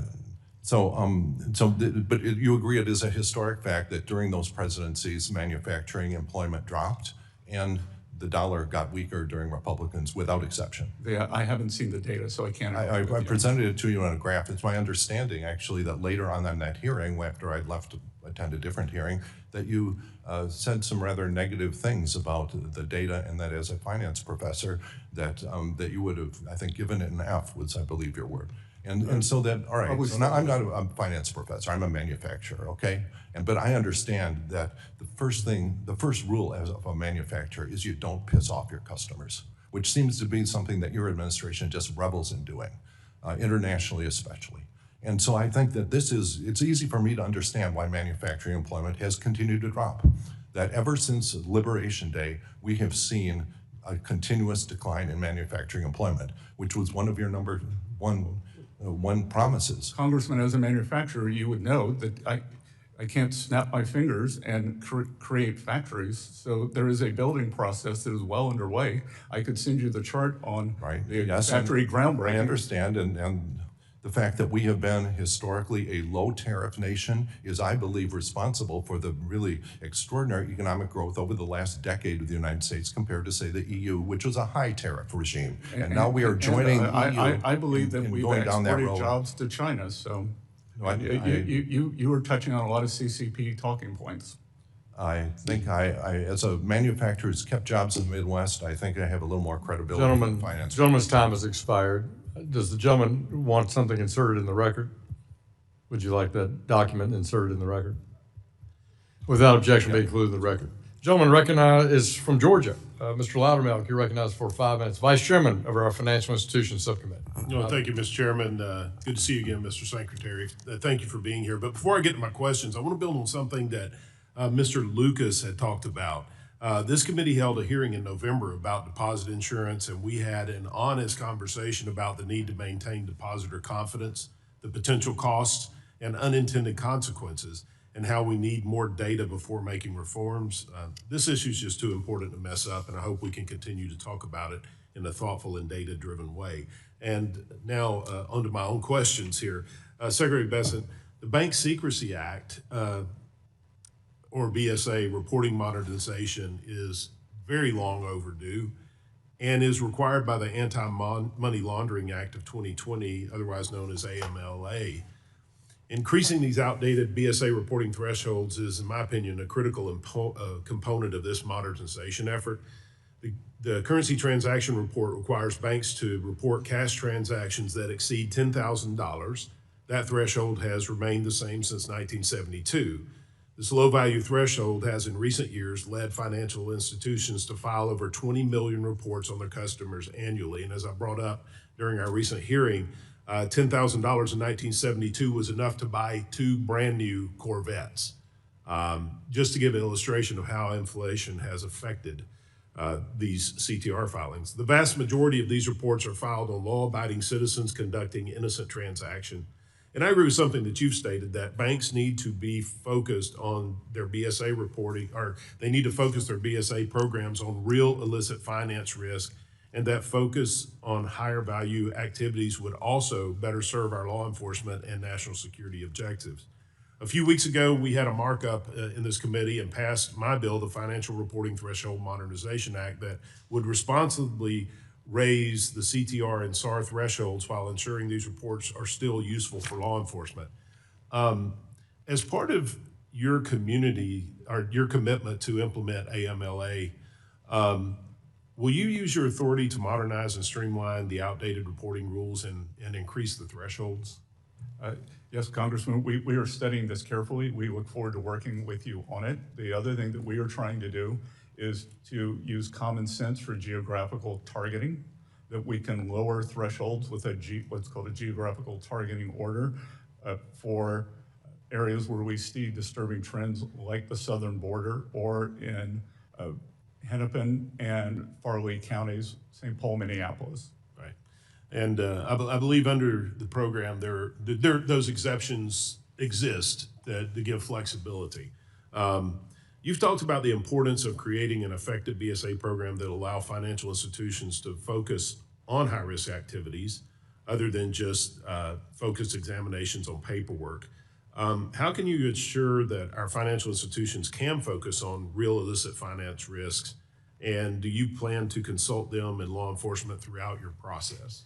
Yes, we have done a very iterative process, especially with the small banks. And we've had numerous visits at Treasury. Our FinCEN group has been out on the road regionally asking for best practices, and we are working to incorporate to get the right mix of enforcement and common sense.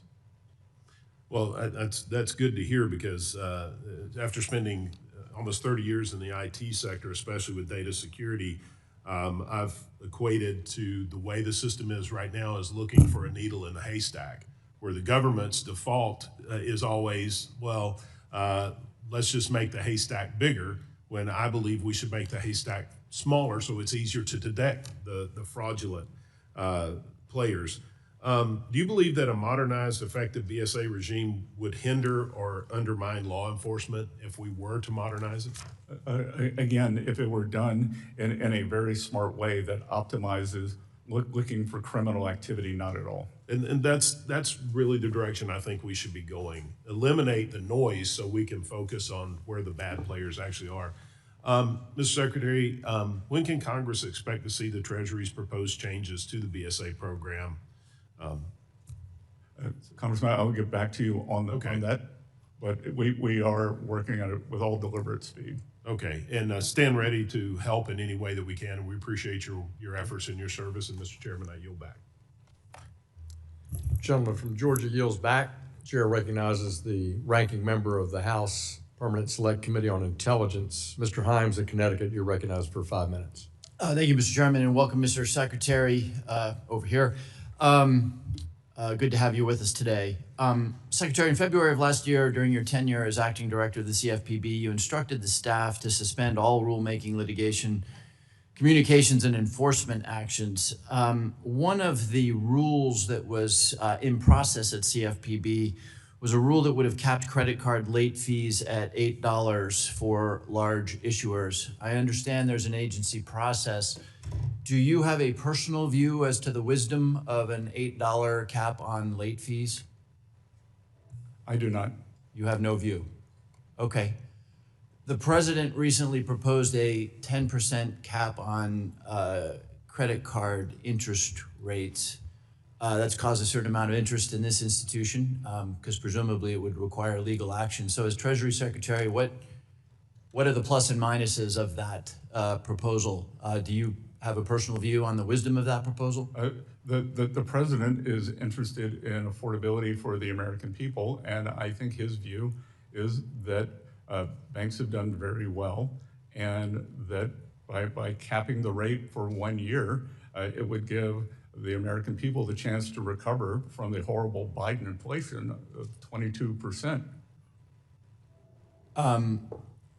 We were both in the finance business for a long time. Is there any possibility, any risk that such a cap would actually have a pretty constrictive effect on the availability of credit, especially to subprime borrowers? Again, I think that would be very important to examine as it's being put in. But Congressman, what we've seen over time is credit cards used to compete on what was known as APR, the financing rate, and now they compete on rewards. And what we have seen is that the APR, as you said, the subprime borrowers are paying higher APR, and the upper end borrowers are getting more rewards. So maybe there is a calculus here on how to diminish the rewards and cut the APR. When you were asked a similar series of questions, you gave a similarly careful answer, but you said that there were bad actors in the, I think you said you were referring to credit card companies. Who are those bad actors? I'm not going to name them. So you'll tell us that they exist, but you won't tell the Congress who they are so that we might undertake some oversight. I think you have very large investigative committees. Okay, let me shift gears here. So many years ago, working with then colleagues John Carney and John Delaney, we put together a proposal for the removal from conservatorship of the GSEs. Last fall, as you'll undoubtedly recall, there was a roundtable held at Treasury around an issue that is really critical, which is housing and its affordability, and the fact that we need to build a whole lot more housing. The conclusion from that roundtable, as I understood it, was really one theme, which is do no harm. Over the past year, the president and Director Pulte, however, have tweeted a host of utterly chaotic proposals for the GSEs, including an immediate IPO, 50-year mortgages, ending special purpose credit programs, rapidly exiting the conservatorship, stripping away the GSE's housing goals. I could go on and on and on. Mr. Pulte seems to have appointed himself the inquisitor of people like Letitia James and Adam Schiff. And apart from making a political point here, I'm trying to point out that we have a crisis in this country around housing affordability. The HUD secretary was in here the other day using terms like, I'm going to encourage the building of additional housing. So my question for you in my final minute, what should we be doing right now with respect to the GSEs so that the GSEs can create a lot less risk for the American people than they represent in the conservatorship, but so that they are a vibrant part of an expanding housing growth sector? Good. So, Congressman, I would point out that the market is the ultimate arbiter, and the spread between mortgages and treasuries, despite your statements, is the lowest that it's been in many years. So yeah, but that's because the mortgages are effectively guaranteed by the federal government. That's not surprising. That's trivial. But my question is, what should we be doing right now? But the spread was lower than it was this time last year, and it was guaranteed last year. Let me repeat my question, Mr. Secretary. You're an expert in the field. What should we be doing right now to assist in the production of additional housing? It is a very complicated question, but the most important thing that has happened is we now see mortgages touched a 3-year low in January. So I think getting down the payments and again, moving toward Fannie and Freddie eventually leaving conservatorship, and our North Star Gentleman's time has expired. been that the spreads cannot widen in any trend. Gentleman's time has expired. It's okay. Thank you. I yield back. Thank the gentleman from Connecticut. Gentleman from Ohio, Mr. Davidson, who chairs our National Security Subcommittee, you're recognized for 5 minutes. Thank you, Mr. Chairman. Mr. Secretary, thank you so much for your leadership at Treasury. Like the markets, I'm comforted and reassured by your leadership there, so thank you, and I hope you keep continuing the excellence that you've delivered for this first year in the job. The Export-Import Bank has played an increasingly important role in strengthening U.S. supply chains, and certainly doing that has been a big focus of this administration with a whole host of policies. Given China's dominant position in many critical mineral supply chains and the bank's expanding use of financing tools to address these vulnerabilities, does the Export-Import Bank need additional capital or authorities to scale its support for supply chain resilience? I believe that John Yakonovich would come to you. He's doing a fantastic job, as the Exim Bank is overall, and it is the linchpin toward our move toward regaining our sovereignty with not only critical minerals, but will be semiconductors, medicines, steel. So anytime Exim Bank comes forward and asks for more money for national security, I cannot stress that enough. At FSOC, we are talking about economic security and national security are the same. Yeah, thank you for that, and we'll be meeting this week, frankly, to talk about just that. So we need to reauthorize it, and I think that's things that we want to take into consideration. What additional capital, what additional authorities do they need? And that leads into the Defense Production Act. In the most recent NDAA, certain Defense Production Act authorities were shifted to the Department of Defense. So given that DPA authorities have historically been housed at Treasury to address supply chain vulnerabilities across the entire economy, and not just defense needs, should the primary DPA authorities remain within Treasury to make sure we get a whole of economy approach? Well, we are working well with DOW, and I can tell you that the defense priorities are the same across the economy, and it's really it starts with critical minerals, and I believe DOW is leading that along with Exim Bank. Yeah, thank you so much. And as we work to reauthorize that and modernize it, this will be the first modernization since since COVID, and we've seen the expanding use and how the administration's made such a focus on our trade policy and reshoring. So I think the debate and reauthorization, modernization of Defense Production Act, I think brings coherence to what has been a major focal point for the administration. So thanks for your leadership there. Lastly, as Mr. Foster was trying to tout the benefits of communist money, I appreciate you calling him out on that and rejecting it. And frankly, during the Biden administration, the Federal Reserve posted positions. They were literally recruiting developers to develop a central bank digital currency, including, a quote, senior crypto architect role dedicated to CBDC development. Are you aware of any ongoing government or Federal Reserve efforts to develop a U.S. central bank digital currency? Within the administration, absolutely not. President Trump has made it clear that a central bank digital currency is anathema to the creation of the U.S. as a digital powerhouse. I can't speak for what goes on at the Fed, but I would assume that they would not be part of that either. Yeah, I hope so, because not only has the president been clear on that, he issued an executive order on it and said that we will not develop a central bank digital currency. And then, of course, that applies to the whole executive branch. Does that mean it applies to the Federal Reserve?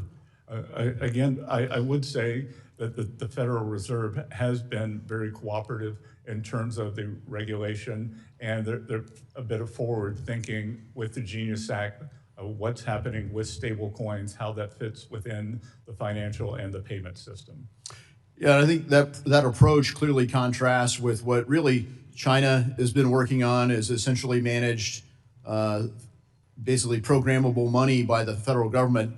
And frankly, they're working on it with the Bank of International Settlement, with the European Central Bank, the Bank of England. Mark Carney seems to be a fan of it. And they're all collaborating to basically develop communist money and impose it on their populations. And it seems like you have a different hope for the future. So as you lay that out, we'd love to work with you on the future of money. I really think it's going to shape the future of Western civilization. I couldn't agree more with you, Congressman, and it's moving fast, and the U.S. has to keep the lead. All right, thank you, and I yield back. Gentleman yields back. Chair recognizes the gentlewoman from Ohio, Ms. Beatty, who is the ranking member of our National Security Subcommittee. Thank you. Thank you, Mr. Chairman, ranking member, and to the witness. First, let me start by saying that I am certainly concerned about the direction of this country, this Treasury, this administration, and this president. I believe that our democracy is under attack, as well as CFPB, the Federal Reserve, CDFIs, HUD, and the list goes on and on.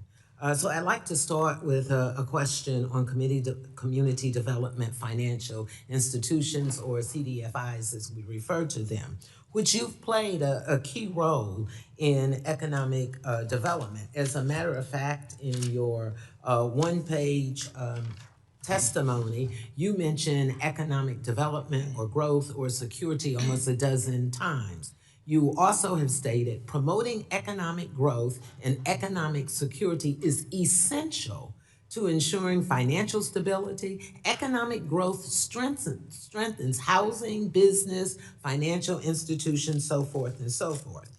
Nationwide, CDFIs finance more than 45,000 affordable homes. However, applications for CDFIs fund programs have been pending for almost 12 months or more, and except for some CDFI funds for administrative costs, none of the FY25 program funds have been allocated.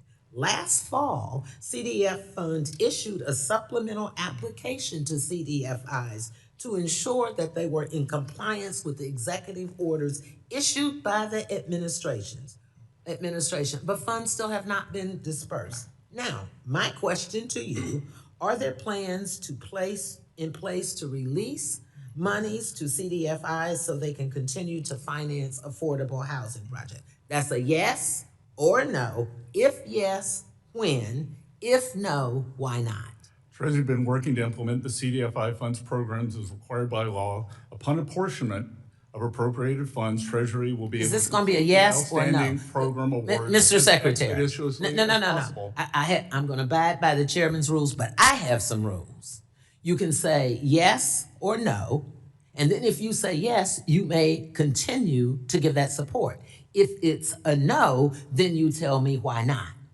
And now we need to be clear. Yes, let's start with the yes or no. I'm trying to be respectful, but you're not going to do what you want to do on my time. Yes or no, or you can say I'm not going to answer it. Now move on. Number 3. Okay, so let the record show that he refuses to answer a question. No, we're not going to do that with me. We are not going to do that with me.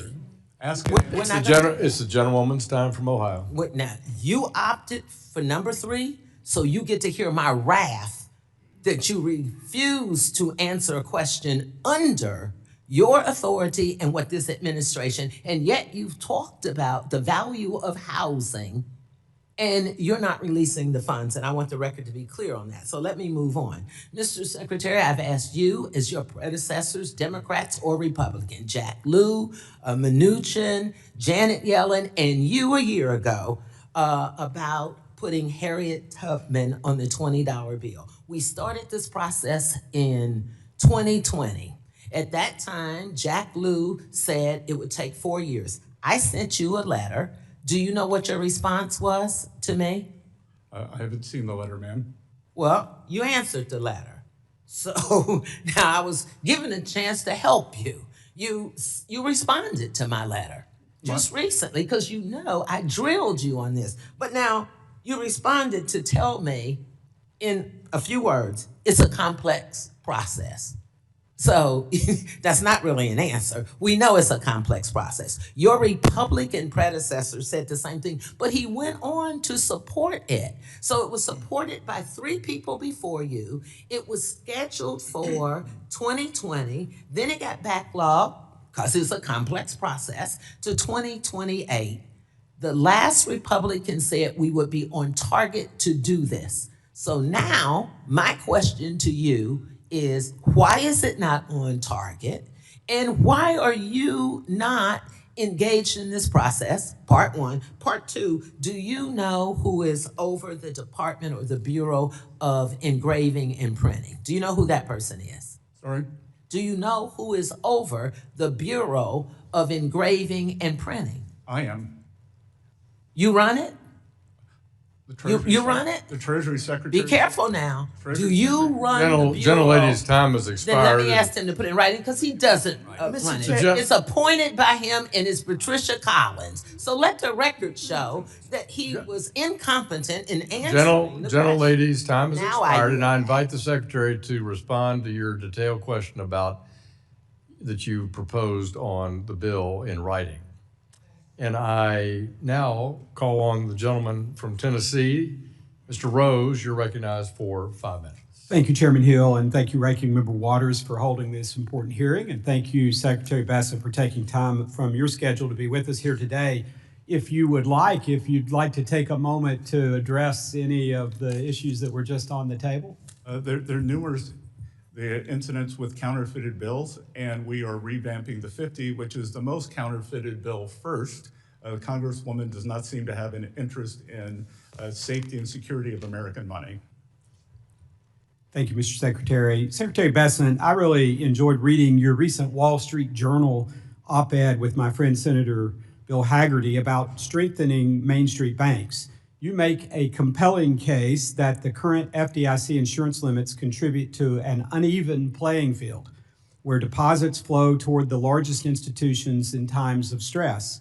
Could you elaborate on how raising deposit insurance coverage would help restore confidence in community and mid-sized banks, particularly in places like my home state of Tennessee, and ensure small businesses can keep their payroll and operations anchored in their local banks? Again, Congressman, what happens during a stress period, the owners of the capital rightly move it to where they believe their deposits are insured. There is the belief that large institutions that have a special exemption called moral hazard. And I think by increasing the deposit accounts, especially for payroll accounts, that those deposits will not be forced to flee. When a local businessman calls up and says, I have $2, $5, $7 million in your bank, I've known you, we banked here for 50 or 100 years, but we're gonna have to move. Many times they don't come back. Thank you. I share that view. Secretary Bessent, do you believe that raising deposit insurance limits would directly translate into more lending capacity for small businesses and farms that rely on community banks, particularly in rural communities like those that I represent across Middle and East Tennessee? Congressman Rose, in a fractional banking system, deposits finance lending. When deposits flow out, the ability to have capital to lend is greatly diminished. Thank you. Again, share that view. Mr. Secretary, the FSOC annual report highlights the terrorism risk insurance program and underscores that small insurers are significant participants in the terrorism risk market, with their market share stable since 2017. In light of that, and given that the Terrorism Risk Insurance Act backstop has never been triggered in more than 20 years, do you see any clear evidence today of market failure or a pressing need for federal intervention that would justify continuing a permanent federal backstop at current levels in this market, rather than beginning a responsible transition to a more private terrorism risk insurance system? Congressman, I have no data, so I have no opinion, but I will get back to you on that. Thank you. I'd appreciate. And how does Treasury assess, if you could add to this or you can address it now, taxpayer risk under TRIA today? And do you believe that risk profile is consistent with what Congress originally envisioned as a temporary federal program? I used to be an insurance analyst, but I haven't seen the actuarial table, so I'm not going to comment. Thank you. I was proud to vote with for President Trump's One Big Beautiful Bill and help create Trump accounts, which give kids a real foundation to build savings and wealth from day one. These accounts are a great way to help families in Tennessee and across the country start planning for their children's futures. Can you update us on how implementation of the Trump accounts is going so far, whether Treasury has the resources it needs to stand this program up effectively, and whether credit unions and small community financial institutions will be allowed to participate in offering these accounts? I'll work backwards. Initially, there will be one master custodian for the accounts. So initially, these small banks will not be able to participate.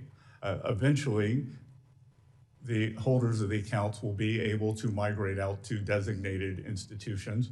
The uptake is going quite well. We had a big event this week to roll out the accounts.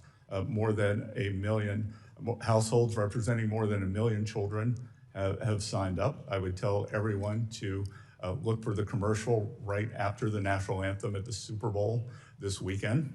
I think we are prepared for a flood of signups, and then they will go live on July 5th, and the goal is the lowest possible fees on these index funds. Thank you, Thank you, Treasury Secretary. Hopefully no singing as a part of that. Time has expired. Gentleman from California, Mr. Vargas, who is the ranking member of our Monetary Policy Task Force, you're recognized for 5 minutes. Thank you very much, Mr. Chairman and ranking member and the witness. I have to confess that I'm very disappointed in today. I think a lot of our allies are losing faith in us. We hear it in our European allies, certainly. We see it in the diminishment of our dollar. But we always seem to have faith in sort of the Fed chairman and also the Treasury Secretary. They're always very serious people. They're always seen around the world as very serious people. I've been here for a long time now. I used to watch when a friend of mine, Sean Duffy, used to sit over there and scream at the top of his lungs at Jack Lew when he was Treasury Secretary. And the Treasury always answered in the most logical way, never flippant, never libelous. Would never say something like, sure, my colleague here wants to see Harriet Tubman on the $20 bill. She didn't say anything about not wanting confidence and not wanting to have secure money. That was a very libelous comment that you made, a very flippant comment. It was very disappointing to hear.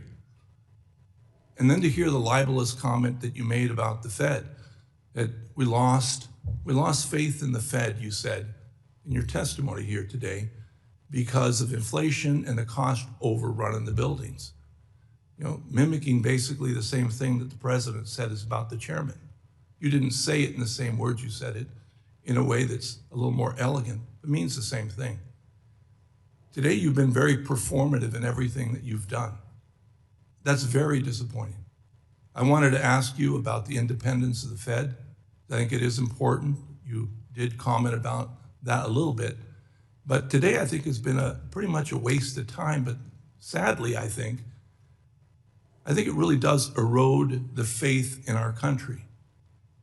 When a person as important as you give the answers that you gave today. So I'm not going to ask you any questions because I think it would be useless. But I'm just going to say, Mr. Chairman, we've had some very good hearings recently. This was not one of them. This is not your finest day, and it's too bad because I think you're a very competent person. I disagree with some of your policies, but you're a very competent person.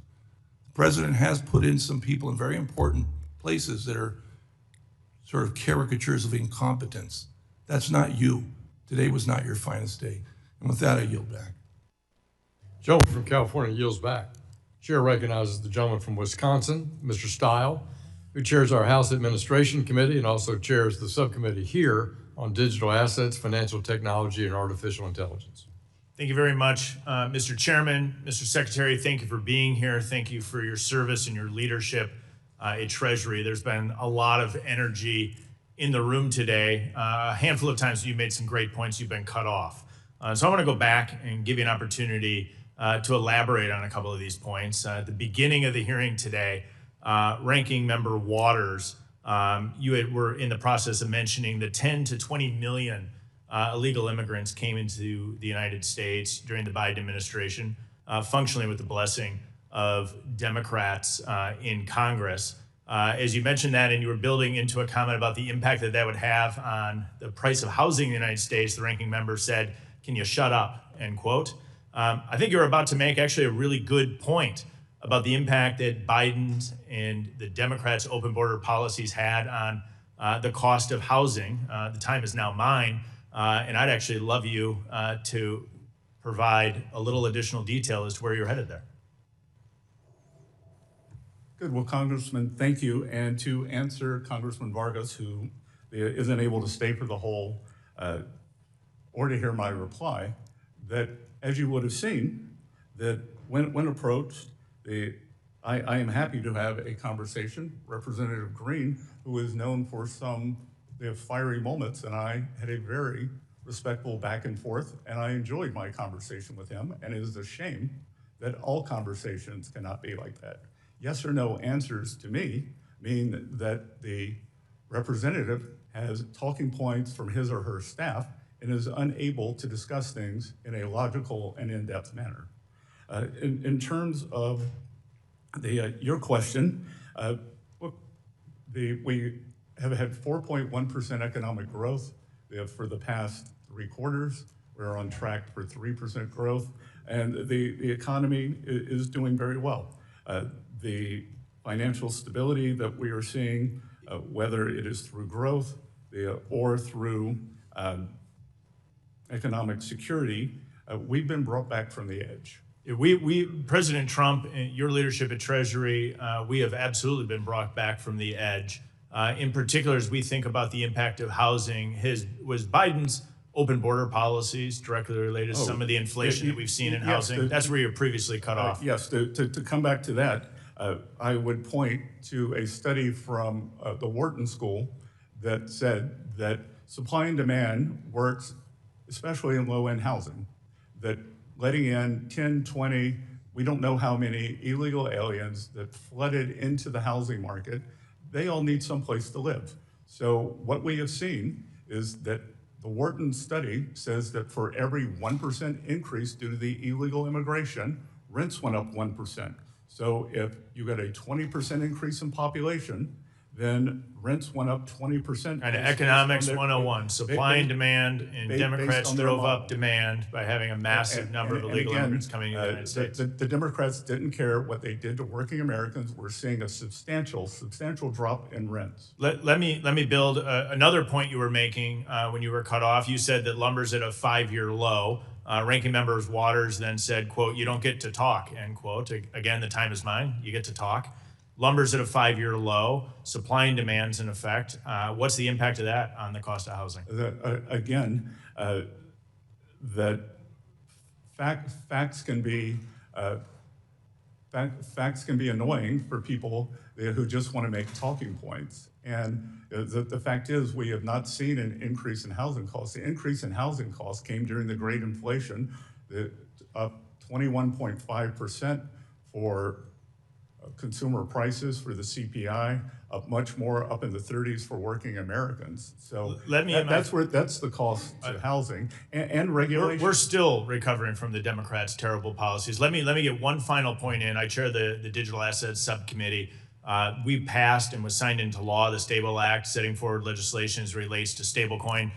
Treasury is required to complete implementing regulations by July 18 of this year. Are you going to hit the deadline, and are there any impediments preventing you from hitting that July 18 deadline? I don't see any impediments at present, and if we're going to hit them, we will notify you in the committee. I appreciate that. Appreciate your service at Treasury. Mr. Chairman, I yield back. I thank the gentleman. The gentleman yields back. I recognize the gentleman from Illinois. Mr. Gaston, you're now recognized for 5 minutes. Thank you for being here today, Mr. Bessent. Appreciate your patience with us. Since the U.S. captured President Maduro, the Trump administration has been selling Venezuelan oil. Secretary Wright has said that's going to continue indefinitely. The president's January 9th executive order said that those funds are the sovereign property of Venezuela, but has directed you, the Treasury Secretary, to hold those assets in custody to facilitate disbursements transfers as directed by the Secretary of State.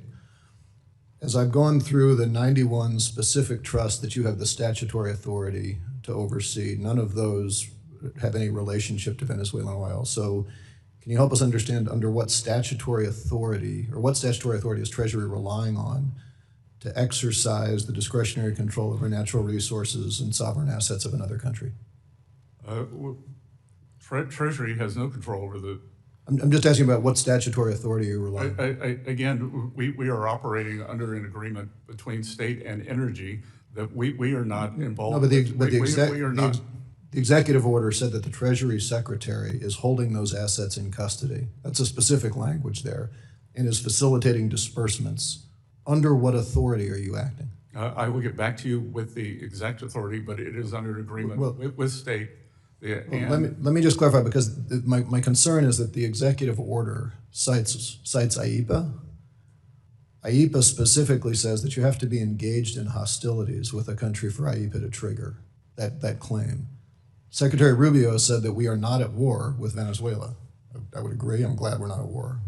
So unless you disagree with Secretary Rubio, I'm unclear under what legal authority the United States has to control or disperse those assets. Well, I would believe that the IEPA authority would act for a period of time for a not unless we're not that's not a transition. Well, look, that's not true. But please provide in writing what you're doing there, because I want to get to why I think that's material.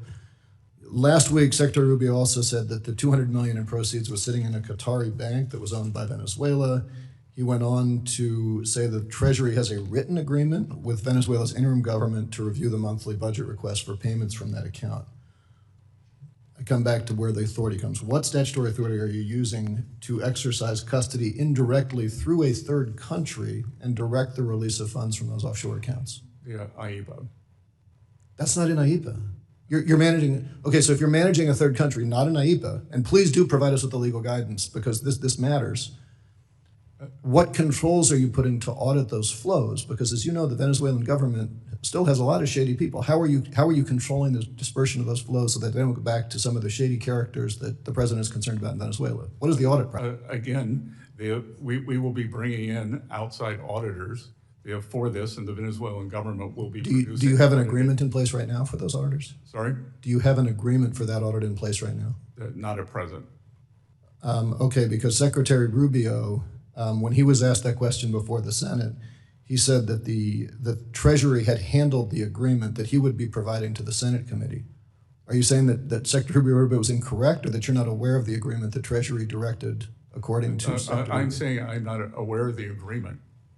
Okay, so Secretary Rubio said he would provide that to the Senate committee. Can you please coordinate with Secretary Rubio and give us your word to provide us what Secretary Rubio is providing? Because he is alleging that that was done under your With pleasure, Congressman. And just so you know, the goal here, it's been 30 days. I want to just move, reclaim my time because the concern I have is that this would be considered a fraudulent conveyance. I have a specific concern that we've entered into contracts with companies like Vitol, who have pled guilty to bribery and all sorts of nefarious actors. If I was a company buying stolen goods and we didn't have statutory authority, I'm going to have a lot of creditors coming after me. One last thing, sir. I want to read you a quote. Trump will pursue a weak dollar policy rather than implementing tariffs. Tariffs are inflationary and would strengthen the dollar. Do you recognize that quote? I believe you're referring to a letter that I wrote, and yes. Tariffs could be inflationary. No, it says tariffs are inflationary. Yep. You know what? You had said to the chairwoman, I'd like to introduce into the record a January 31, 2024 letter from, quote, Scott Bessent and the Key Square team to your partners, where that quote comes from. Without objection. Do you want to correct what you said to the ranking member when you specifically said that you did not say tariffs are inflationary? Well, I think she referenced a letter in the summer of something, not that particular. No, I think you disparaged the New York Times. Sorry? You said tariffs are inflationary. Sorry? You said tariffs are inflationary. Do you want to correct what you said to the ranking member, or did you lie? If I was mistaken, I want to correct it. And I was also mistaken when I said that tariffs could be inflationary, because Gentleman's time has expired. I've seen inflation drop to 2.1%. Gentleman's time has expired. Chair now recognizes the gentleman from South Carolina. Mr. Timmons, you're recognized for 5 minutes. Thank you, Mr. Chairman. Ms. Secretary, it is great to see you again, and thank you for being here. Your experience and leadership at Treasury are widely respected and appreciated as we work to make the U.S. economy more competitive in the global economy. And I know you were hearing some questions about tariffs. Is that the purpose of the last year, to renegotiate our trade agreements to make the U.S. economy more competitive in the global economy? 100%. There are numerous goals, but it is to make the U.S. economy more resilient. We're now seeing 4.1% growth for the past 3 quarters. So we are seeing inflation drop. So tariff inflation was the dog that didn't bark. Well, I appreciate it. I think that the businesses that are trying to compete in the global economy are far better off because of the last year. There was some strain through the uncertainty, but most of that is behind us, and I just really appreciate your hard work. Additionally, after several years of regulatory uncertainty and pervasive government overreach, it is encouraging to see serious leadership at Treasury focused on restoring balance to our financial system. That work matters not only to markets, but to families, small businesses, and communities across the country. You've called for a fundamental reset of financial regulation and emphasized Treasury's role in promoting appropriately tailored regulation to support economic growth. I agree with that approach. While there has been progress on tailoring supervision, far less has been done to modernize regulatory tailoring itself, particularly the interagency thresholds that trigger enhanced prudential standards for Category 2 through 4 banks. Those thresholds were set years ago and have not been updated to reflect inflation, economic growth, or changes in the financial system. As a result, banks that were never intended to be treated like GSIBs are increasingly subject to requirements that do not match their risk profiles. Republicans on this committee raised this concern in a letter to the federal banking agencies last November. Mr. Secretary, my question is this: how are Treasury and the Financial Stability Oversight Council working to coordinate across the agencies to modernize and update these thresholds and to ensure that regulatory tailoring keeps pace with economic reality rather than falling further behind it? Congressman, I believe there's a chance that the community banker who I referenced with 200 million assets may have actually been from your district. So we are all hands on deck, and we've seen 50% of these institutions disappear, and we are working as quickly as we can. Again, one size fits all for regulation is a disaster. And as potentially the woman, the bank president and owner from your district said, Bank America's regulatory regime is not good for something in the Piedmont and upcountry in South Carolina for a bank with 200 million assets. I couldn't agree more. Tailoring should apply not only to prudential standards, but also to supervision itself. For example, my bipartisan legislation, the SMART Act, would allow smaller, well-managed, and well-capitalized institutions to combine certain consumer compliance and IT exams, reducing unnecessary burden while preserving strong oversight. Ms. Secretary, how can legislation like the SMART Act and other bipartisan efforts this committee has advanced help build on the principle of tailoring and restore a regulatory framework that truly works for Main Street without compromising safety and soundness? Congressman, I think it may be very important to get this into a regulatory framework, because what we've seen for too long, just as the bank examiner said to the $200 million banker, you should be more like Bank America. We cannot have supervision, or we cannot have regulation done through supervision. We need to have clear guidelines for tailoring for many banks, as I said earlier, are industry concentrated, geographic concentrated, and we have got to push this through, or we're going to, they will be too small to succeed. I couldn't agree with you more. Thank you for that. I want to close by discussing the trillions of dollars in foreign direct investment that you and President Trump have shepherded into the United States over the past year. In our home state of South Carolina alone, hundreds of billions of dollars in new investment have been announced that will create high-paying, highly skilled jobs for our communities. Nearly every week I'm in Washington, I meet with a foreign manufacturer that is expanding its footprint in the upstate. And I also want to thank you for your work to remove tariffs from coffee, which has been directly welcomed by manufacturers like Keurig in South Carolina that have benefited from this administration's commitment to fair and sensible trade policy. It's hard to believe that the largest coffee manufacturer in the world is in Spartanburg, South Carolina, but it is, and we greatly appreciate your work to help make sure that they're competitive in the U.S. economy and the global economy. And with that, Mr. Chairman, I yield back. Thank you. And Congressman, I would just point out that there's a lot of discussion on coffee prices. Gentleman's time has expired. Coffee prices experienced a global The gentleman's time has expired. Thank you. Please, Mr. Secretary, if you'd respond in writing if you have more on that topic. Now, the Chair recognizes the gentlewoman from Massachusetts. Ms. Presley, you're recognized for 5 minutes. Mr. Secretary, it took a year to get Secretary Turner before this committee, so I'm grateful for your return. And I want to pick up where we left off 9 months ago. The average American spends over $20,000 on baby costs in the first year of having a baby. Essential products like car seats are more expensive because of Trump tariffs.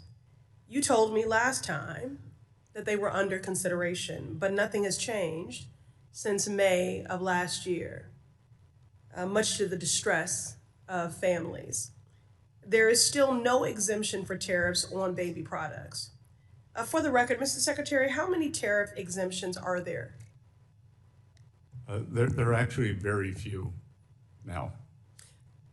You're right. Actually, I think there's some 30 pages of exemptions totaling over 1,000, including for asbestos. Can you explain to families across America, working families struggling to make ends meet, why baby products that are required by law are not exempt from Trump's tariffs? Again, Congressman, or Congresswoman, it is a matrix, and many of these products, unfortunately, are made in China, and Mr. Secretary, reclaiming my time. It's an unacceptable answer. You've had 9 months. You told me it was under consideration. You've had 9 months to think about it. And while you've been thinking about it, working families have been struggling. When it is required by law that they have many of these essential baby costs. Your report from the Department of Treasury refers to them, car seats, as essential safety tools. So if you can acknowledge that, this is... I will acknowledge the gas to run the car. Well, listen, is at a 5-year low. You've included asbestos in your exemptions. So you're telling me you can do asbestos and not baby products? Excuse me, it's my time. I think you would want Mr. children to be Secretary, safe in their homes. Mr. Secretary, parents with newborns don't want to hear your excuses. They need to keep their babies safe. They want to comply with the law, and they need action to lower costs, period. So will you exempt baby products from tariffs, yes or no? Again, we will Yes look or into no? it. Mr. Secretary, respectfully. We will look at. Mr. Secretary, respectfully. Congresswoman, Yes I do or not. I am the no? Treasury Secretary. I am not the USTR. Reclaiming my I time. am not the President of the United States. Reclaiming my time. So you're asking the wrong person. I'll take a And- commitment. It's Mr. the Secretary, you are it's the taking gentlelady's my time. time. Claiming my time, Mr. This is Secretary. Financial Stability Oversight Council. Mr. Secretary, then I ask for your advocacy then. Because a no or a non-answer is unacceptable to the working families you claim to care so much about. Moving on. I don't know, it's the gentlelady's time. I'm agreeing with you. The Secretary's gentlelady's time. You will have my advocacy. Okay, thank you. Can you say that again for the record? Sorry. Can you say that again for the record? I will have your advocacy I am one voice. for an exemption? I am one voice. Okay. Have you been paying attention to the high rate of unemployment for Black workers? Are you aware of that? The high unemployment rate for Black workers? It is traditionally higher than for all workers. Well, listen, it's through the roof right now. There's hundreds of thousands of Black workers that have been pushed out of the workforce, and the unemployment rates for Black workers and all workers are among the highest they've been since the COVID-19 pandemic. Black workers contribute over $1 trillion to the U.S. economy, but the push out of these workers from the workforce has led to a loss of $37 billion in the GDP, with Black women being among, just so y'all know, the most educated and most active in seeking work. Their push out is a glaring warning sign for where our economy is headed, because Black workers, Black women in particular, have always been the canaries in the coal mine. So this is a problem for everyone. Black women are bearing the brunt, but everyone will feel this hurt. I have led letters to Fed Chair Powell calling for action to be taken. He is also a member of FSOC. So I want to ask you, Mr. Secretary, will you commit to analyzing Black unemployment rates specifically and its impacts on financial stability? Yes or no? I will analyze Black unemployment rates. Wonderful. And when will you get us a report and a plan of action? I was thinking March 6th. I can't commit to a date. Okay. All right. Well, I think March 6th makes sense. That'd give you over a month, which is more than enough time to convene that working group and to report out your findings. I know you already have the infrastructure to do that. So at the end of the day, Black families, Black futures, and the lives and livelihoods of all who call this country home are depending on you to act. And with that, happy Black History Month. I yield back. And thank you, and I was sorry to see you not run for Senate. Gentlewoman yields back. Chair recognizes the chair of the Subcommittee on Oversight and Investigations, Mr. Muser from Pennsylvania. Secretary Bessent, thank you very much for being with us, and thank you when you state that it's now Main Street's turn. I can assure you the people of Pennsylvania's 9th Congressional District greatly appreciate that, and your remarks are quite refreshing.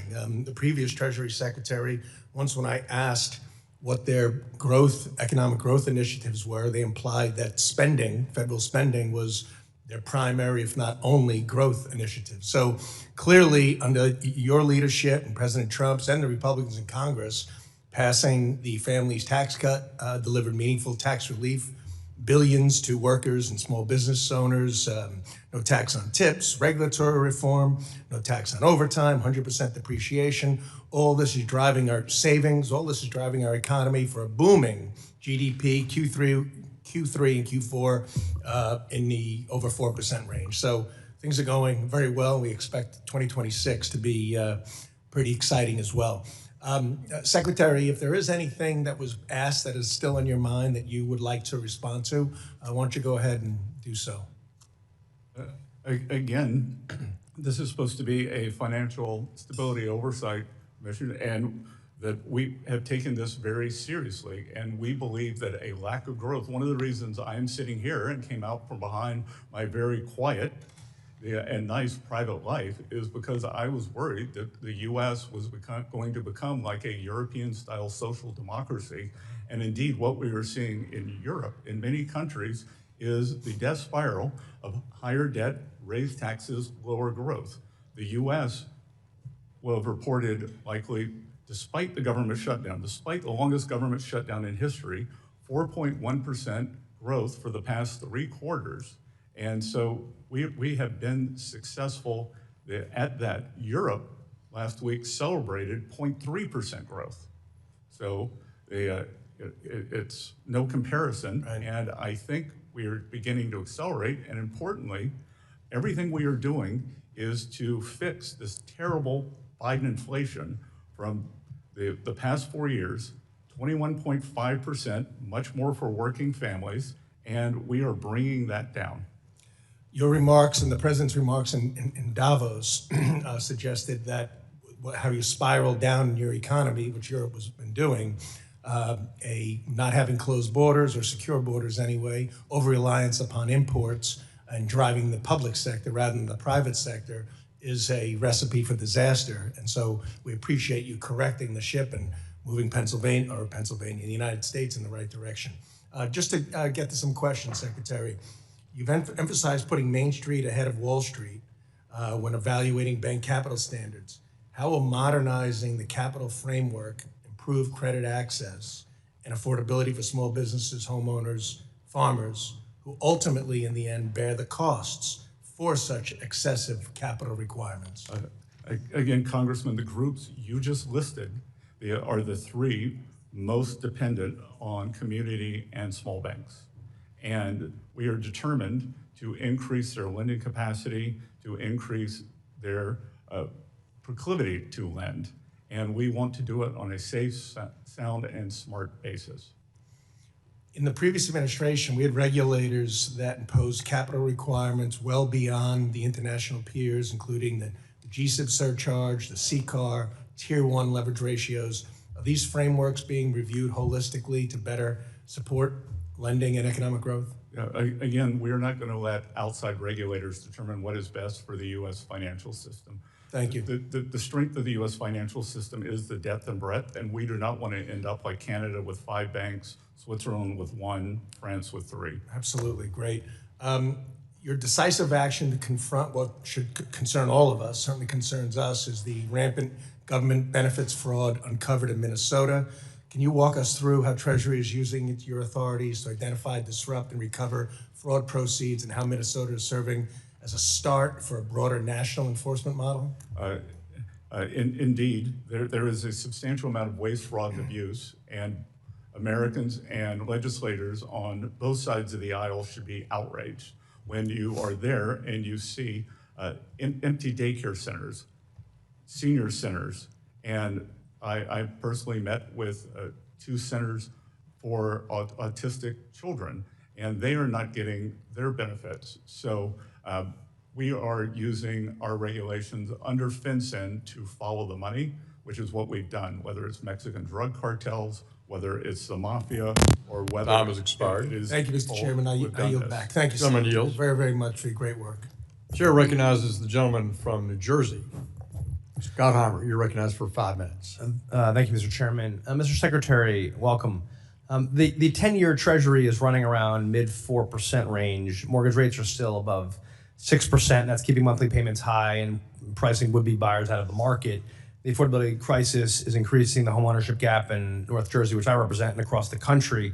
How can we get the 10-year down and help make homeownership more affordable? And that's what I'm really focused on. Well, the 10-year bond had its best year since 2020 last year, and we actually had a fiscal contraction in the budget. The rest of the G7 bond market went up in yield. So if we continue to... So you see a path where this, you think we'll continue to see it tick down, especially the long run? Well, I think we can do that, and that I believe that we have Oliver Wyman's numbers, not Treasury's. They say that what has been done with financial deregulation unleashes $2.5 trillion of lending capacity into the U.S. economy. So by creating more capacity, there is less of a competition for scarce funds. So we are decreasing scarcity. Thank you. I have a strong belief that AI will revolutionize financial services and delivering meaningful gains for customers and regulators and institutions if we do it right. FSOC's report strikes an encouraging balance, highlighting AI's potential to improve resilience, and efficiency in financial markets, while also noting that vendor concentration can create challenges. How is FSOC threading the needle to enable broad AI adoption while encouraging competition? And where can Congress help get this right so AI can flourish as a helpful tool for Americans in the financial markets? Good. I think it's important to work together, because what we see many times in these very quick technology cycles is the technology gets ahead of the regulation. So working together to keep the regulation in sync with the technology, whether it's for the financial system or for anywhere else. There's good news, as you said, it will change the interaction. The bad news is that it gives, whether it's state actors or independent actors, more tools. What are you doing internally at Treasury? Obviously, you spent a lot of time on the security side on the Treasury piece of it. What are we doing about that? Yes, so we have both at Treasury and then bringing in our private sector partners regularly. We do tabletop exercises in terms of what would happen if a malign actor got into the system. How can we reinforce that? As you may have read, before I arrived, Treasury itself was hacked. Yeah, I saw that. By, we believe, a state actor. So again, increasing resilience, being aware, and working with our private sector partners for best practices. Thank you. We're obviously seeing a combination of factors that historically make markets nervous, softer dollar with higher gold prices. Even if there are multiple drivers, those moves are often interpreted as investors seeking protection against policy uncertainty or concerns about U.S. fiscal and monetary credibility. They can also be early signals that global capital is demanding a higher confidence premium to hold U.S. assets. Are markets starting to price in a sustained shift away from U.S. assets, do you believe? And what are the specific indicators you watch to see if we're seeing that pullback from foreign investors? Yep, so what we see at Treasury is we saw record amount of foreign inflows. Despite the popular narrative, we saw a record amount of foreign inflows into Treasury auctions last year. This year, many of the auctions have traded through the prevailing price before the auction. So we are still seeing very good flow, and we are still seeing massive flows into U.S. equities. And as several of the congressmen said, we are seeing very substantial foreign direct investment. You know, one of the things I'm concerned about, this week Reuters reported Disney saw fewer international visitors at its U.S. parks. U.S. overall saw 6% fewer visitors despite global tourism revenue rising 6.5%. Canadian trips are down significantly, 22% year over year. Even at the Great Jersey Shore, 2025 beach tag revenue was down. What is the administration's plan to calm volatility? And obviously tariff policy has been part of this, so tourists can continue to choose the U.S. Look, on some things, there's nothing we can do. If the Premier of British Columbia or Ontario wants to be especially hostile and tell people not to come to the U.S., that's a decision. I would say it's their loss. And as you said... do you think we'll see less volatility with the tariff policy kind of firming up, or...? Less volatility in tourism? Well, yeah, because it affects everything. People don't want to come here. Time has expired. Thank you, sir. Thank you.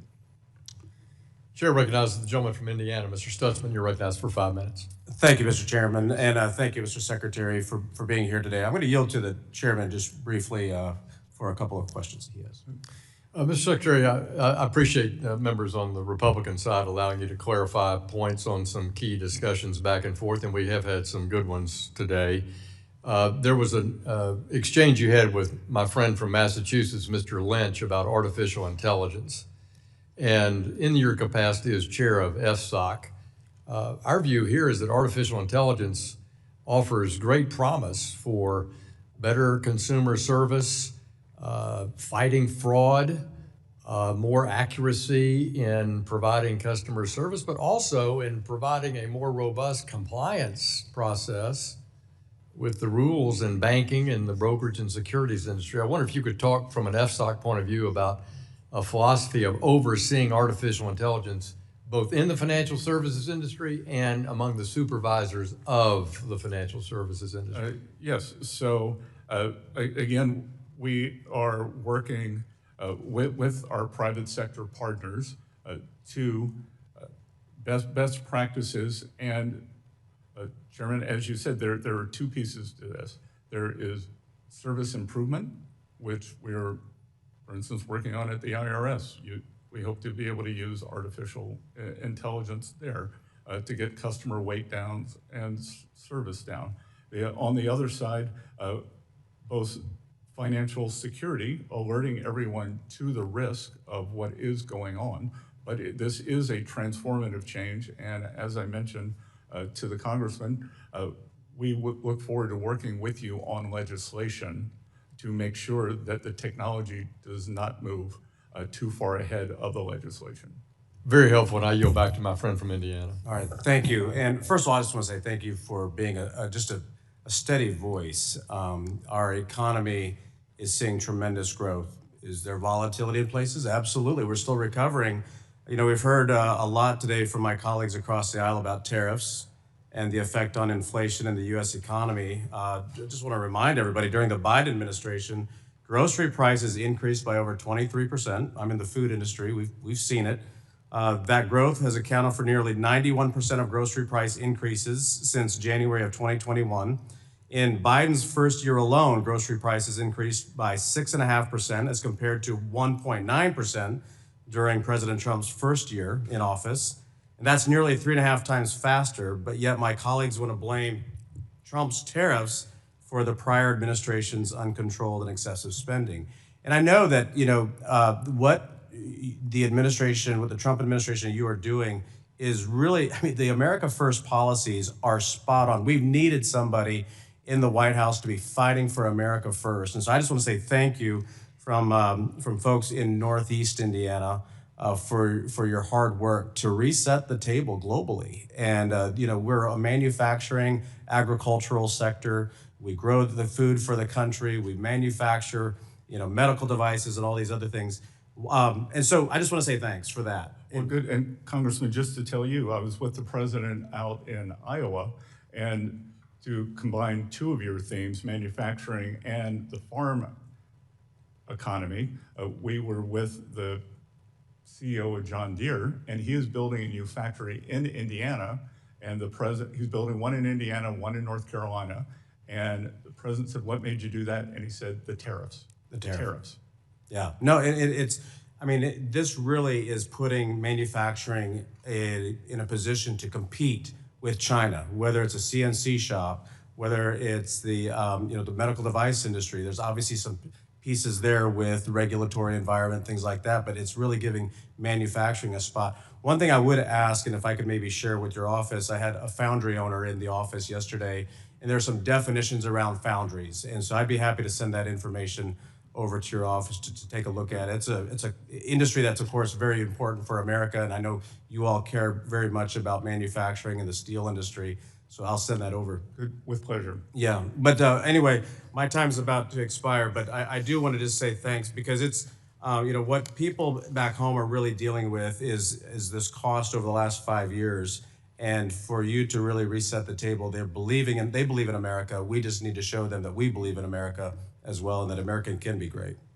Good. Well, Congressman, there's a level and there's a rate of change. The level is very difficult to get down. We're trying as hard as we can, but we've slowed the rate of change greatly. Yeah. Thank you. I'll yield back. Thank you. The gentleman from Michigan, Ms. Tlaib, is now recognized for 5 minutes. Thank you. Mr. Secretary, a bank's leverage ratio is important, right?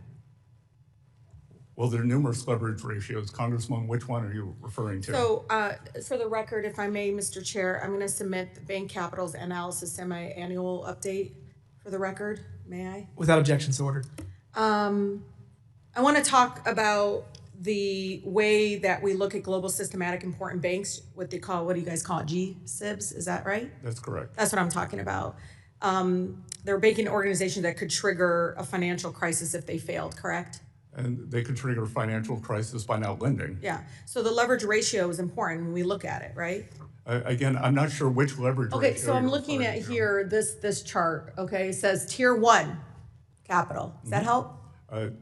Tier 1, that's helpful. Okay, so I know it's kind of hard to see, but the green line is the community banks. You see how high that cushion is? That it's about what, almost 11%? I know you can't see it. It's fine. I was going to enlarge it for you. As an act of good faith, I'll take your word. Yeah. So the largest bank capital analysis for the Federal Reserve Bank of Kansas City It shows that last June, the tier 1 leverage ratio of community banks was at 10.83%. For the banks that pose the largest threat to global system, what they call G-SIBs, this is the big banks, the ones who take all the risks. You know this, right? Their supplementary leverage ratio was about 5.8%. That's a huge difference, right? Correct. Okay, I'm getting there, I promise. Do you think the largest, most complex banks are roughly half are as risky in the threat that they pose to the financial system as a community bank in my district? Well, I think, Congresswoman, that what you're neglecting to think about is the composition of the assets and the capital. So the capital at the GSIBs can be much more liquid, where the banks in your community are much more, as we're used to seeing in the movies. Well, let me explain to the public why community. Yeah, I understand. Community banks, though, lend out equivalent about 75% of their deposits to real economy. Some people refer to it as Main Street, but we call it the real economy. People, families, communities. The largest banks only lend about 40% of their deposits into our real economy. Instead, they rapidly expand their loans to hedge funds and private equity that you're calling liquidity. They can liquidate, right? Is that what you're saying? Is that what you're saying? No, I'm also saying, saying they hold a much higher. Yeah, but the big banks are the ones who keep failing, right? What's that? The big banks are the ones who keep failing.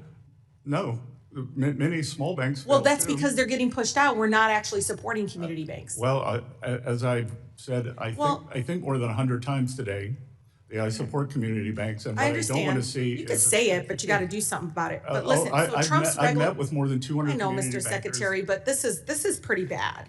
Because the fact that community banks in my business have almost twice as much capital percentage-wise compared to banks that pose the largest threat to our financial system, that shows that just how much playing field's tilted towards Wall Street. You understand that, right? That's where the risk is. The big banks do far less for our real economy, for everyday people. And that's what I'm trying to say, because Trump's regulators recently, finalized a rule to modify the supplementary leverage ratio that apply to the largest banks. Many former regulators and experts have warned that such step will actually undermine the safety and soundness of our largest banks. The final rule will result in a reduction of about $219 billion, about 28%, in capital at the bank subsidiaries of global systematic important banks, GSIBs. My residents don't know this, but the thing is they end up with having to pay the cost when they fail. And so I'm just trying to stress to my colleagues how important it is, because Secretary, last November, didn't regulators reduce it again, the capital requirement, right? Yes or no? They did. Congresswoman, I want to be polite, not say it's naive, what the road you're going down, but much of the excess capital has been invested in the U.S. Treasury market, and keeping those yields low helps the borrowers who want a mortgage or a small business or an ag loan. But are you paying attention how much they are lending versus community banks? Yes, we pay very close really attention. Low. I've been a financial analyst for over 40 years. Do you agree it's low? Sorry?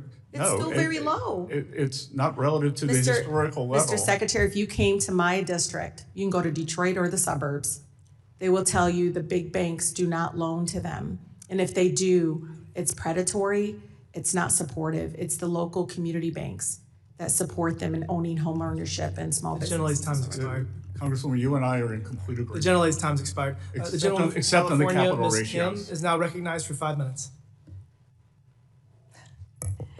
Thank you very much. Secretary Bessent, it's really great to see you before our committee again.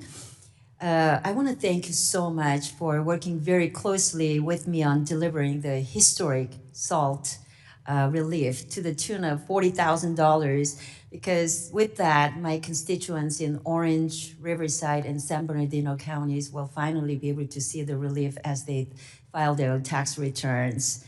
The 4 times increase in the SALT deduction, coupled with other provisions of the Working Families Tax Cuts Act, will result in supercharged tax returns, helping more American families get back on their feet after the years of failed Bidenomics.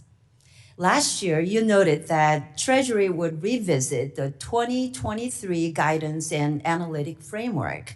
And you also highlighted that FSOC has other tools, such as issuing recommendations to member agencies that are more tailored and precise than designation power. So Secretary Bessent, can we expect a new proposal for non-bank guidance that will be released sometime 2026?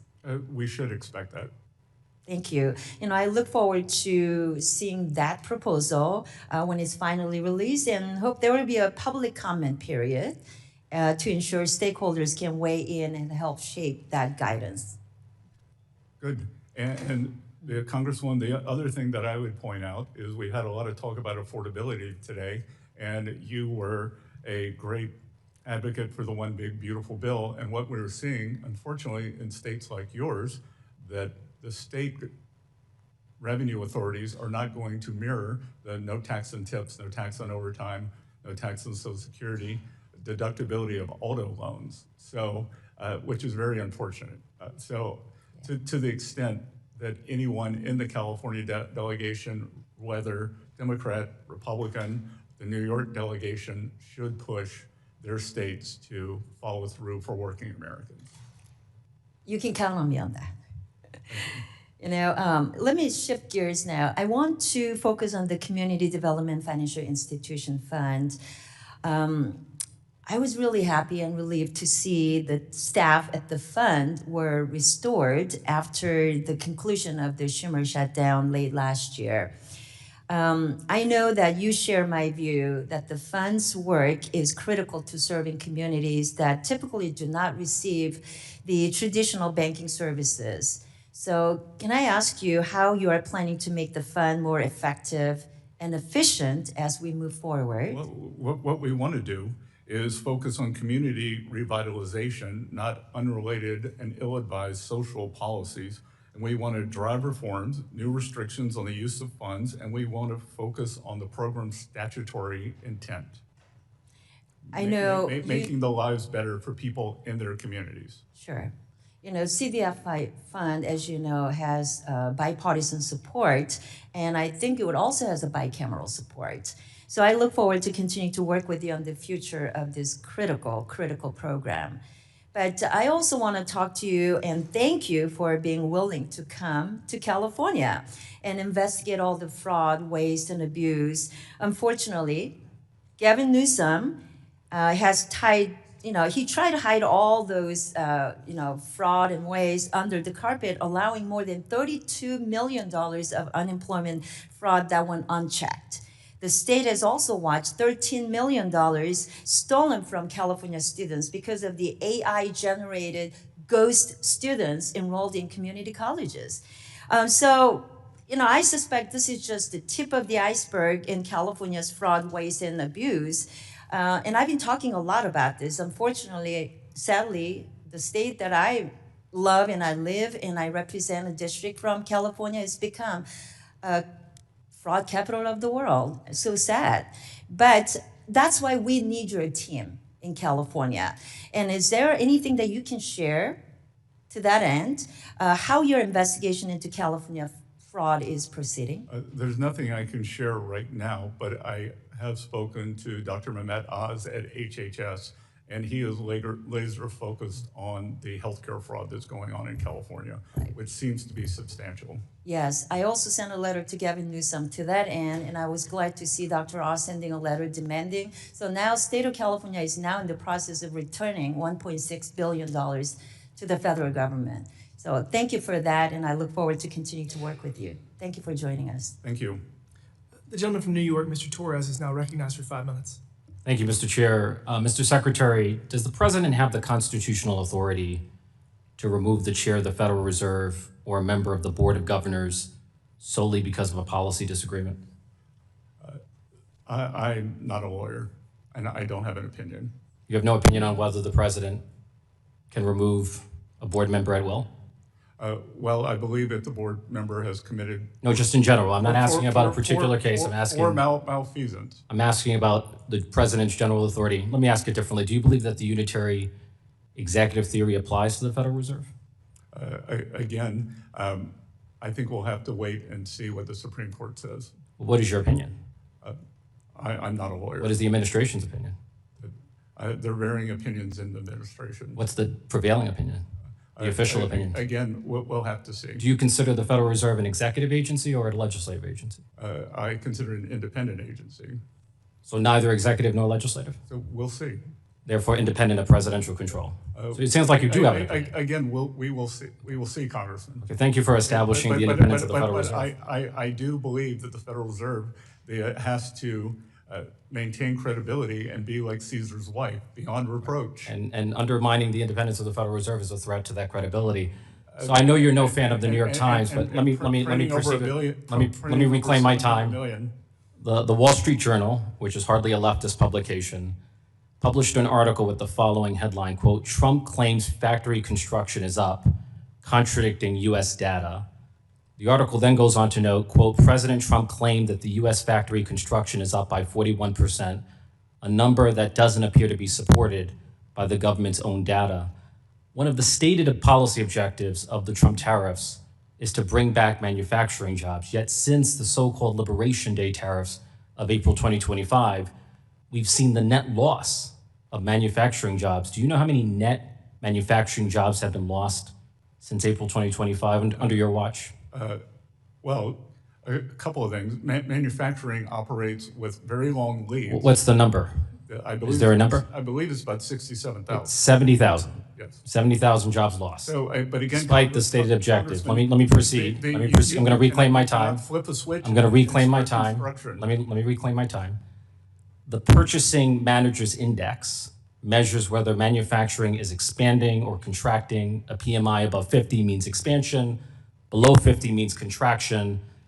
Since the so-called Liberation Day tariffs of April 2025, has the PMI been mostly above 50 or below 50? We just had the biggest increase in over a decade, and we are well above 50 now. Has it been mostly above 50 since April 2025? Again, long and variable lead times in manufacturing that you may represent. Let me ask it differently. Financial center, not since April 2025, for how many months has the PMI been below 50? Where are we now? Where are we now? I'll give you January went up. But what about April to December? It was below 50 for 9 consecutive months. Where are we now? So the score is 9-1. 9 months of manufacturing contraction versus 1 month of expansion. I look forward to seeing you next year. So one of the stated policy objectives. And we'll keep score. Yeah, okay? one of the stated policy objectives of the Trump tariffs is to bring back domestic production. Does the Trump administration regret imposing tariffs on goods that cannot be produced domestically at scale in the United States? Do you realize in hindsight that that was foolish? Do you realize that we use the leverage to bring down tariffs from other countries to take down non-tariff barriers? Tariffs on bananas gave you leverage? Yes, with Colombia, with Brazil. I think, Congressman, you're being very naive with negotiating I mean, strategy. we were promised reindustrialization. A tariff on bananas did not lead to domestic banana production. It simply made bananas more expensive for American businesses and consumers. The same is true of coffee. Countries negotiating in a more fulsome manner.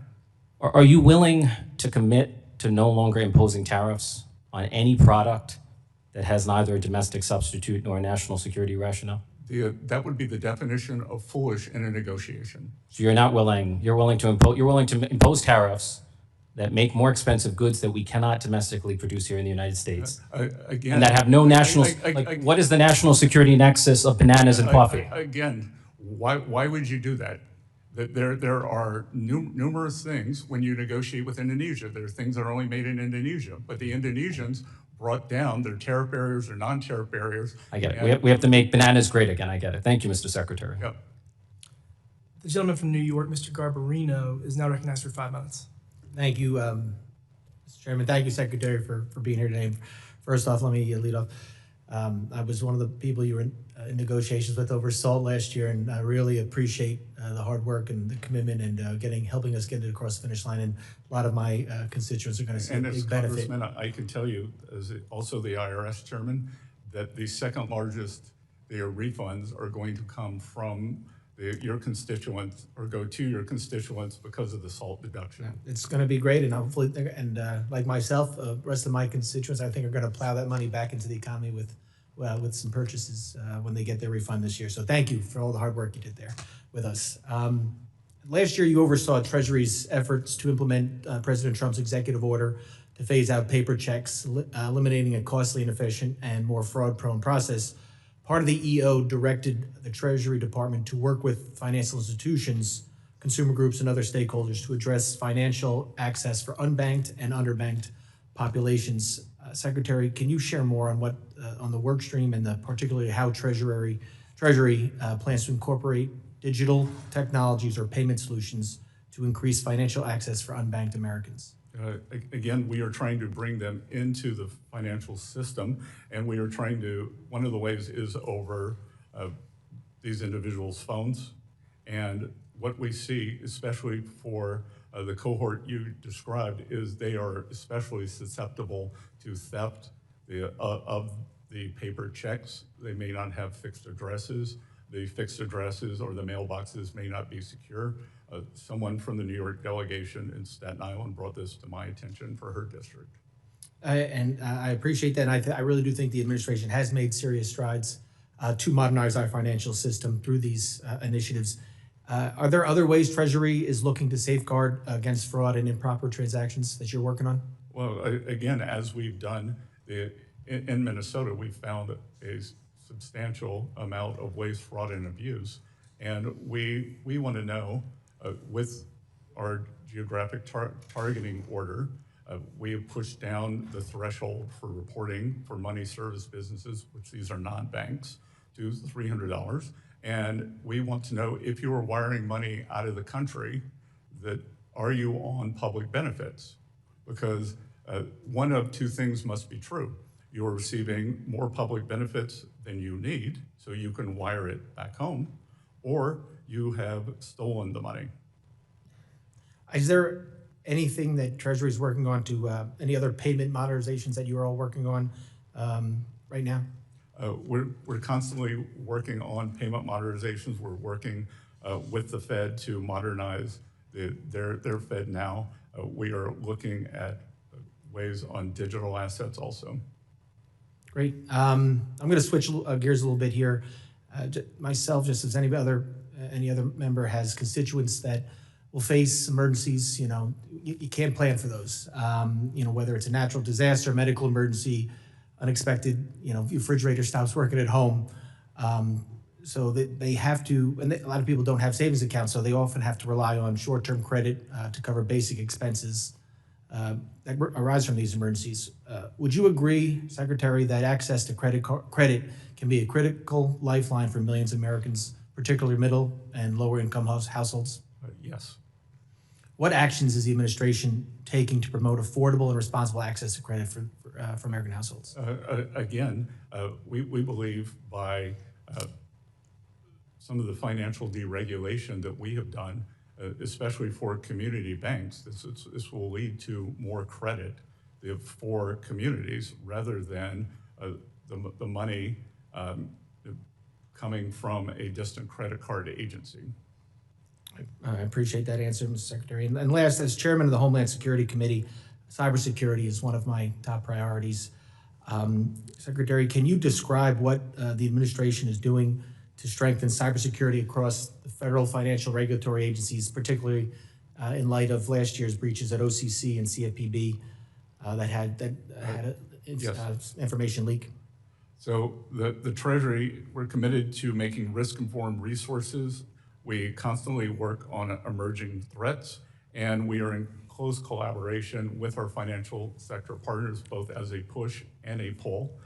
We recently had a group of them into Treasury for a very large conference on best practices, sharing with each other, sharing with us, and we've used that as a convener, and then our convening ability, and then also Gentleman's time has expired. We've identified it as a financial stability concern. I appreciate my time has expired. Thank you. Chair recognizes the gentlewoman from Texas, Ms. Garcia. You're recognized for 5 minutes. Thank you, Mr. Chairman. And Mr. Secretary, earlier in response to someone else's question, you talked a little bit there toward the end, but I'm not sure that there was a time for follow-up about, I think you said 10 to 20 million immigrants that are responsible for the driving up the housing costs? Is that what you said? I'm referring to a Wharton report, yes. Do you know what they based it on, what data, what information they looked at? Yes, the survey by survey, community by community. You could go, if you'd like, we'll have my people post it on the Treasury X account as we speak. Well, thanks for the cooperation, because I'm just completely baffled. The average new home sale is about $500,000, and you're saying that it's driving up the housing crisis when DHS is over there trying to pick up and deport people because, quote unquote, they're a drain on society, they're dependent on public benefits. So if you're on public benefits, how do you afford a $500,000 house? Well, let me clarify your confusion, because I'm not confused, sir. Don't be demeaning to me, all right? Because I'm going to object and ask the chairman to make you answer questions. Anyway, I'm trying to explain to you that it is rental income and rental properties. The value. Do you really think that people? Have you been to the rental places of immigrants? I have people in my district that are in rental houses that I wouldn't rent to anybody. They're not expensive. They're probably $500 or $600 a month. You think people that can barely afford housing like that's the housing that we're talking about when we talk about the housing crisis? D properties push up the price of C properties. Inflation in C properties pushes up the price of A properties. Inflation in the price of A property. B properties pushes up A properties. So it moves up the stack. And if you think that somehow the laws of supply and demand do not apply to housing, I would say you're incorrect. No, well, I'm not incorrect because the only thing that we might say about immigrants is that we don't have new housing because they can't. There's a shortage of labor supply because they build the houses, and you all are more focused on deporting them than having them stay here and build. Mr. Chairman, I'd like to introduce three items to the record. Construction workforce shortages are leading cause of project delays as immigrant enforcement affects nearly 1/3 of firms. Second, how the ICE crackdown has impacted Minnesota's economy. And third, the price of cruelty, how Trump's mass deportation agenda endangers all. Without objection, it'll be put in the record. Thank you. Do you have any idea how much we're spending on ICE every single day for enforcement? Again, the representative, this is the Financial Stability Oversight Commission. But you're the treasurer. You're the treasurer. You're supposed to follow the money. In response to questions on this side, you're always talking about, well, we follow the money. Well, have you followed the money? How much are they spending every single day in Minnesota and other states where they occupy cities, terrorize communities, and try to break up our country? Again, President Trump has secured the border. He was elected on a mandate. Well, I disagree with you, and I think you're disagree that he was confused. elected? I think you're confused, but let me ask you about something else. Okay. Maybe you'll answer this one.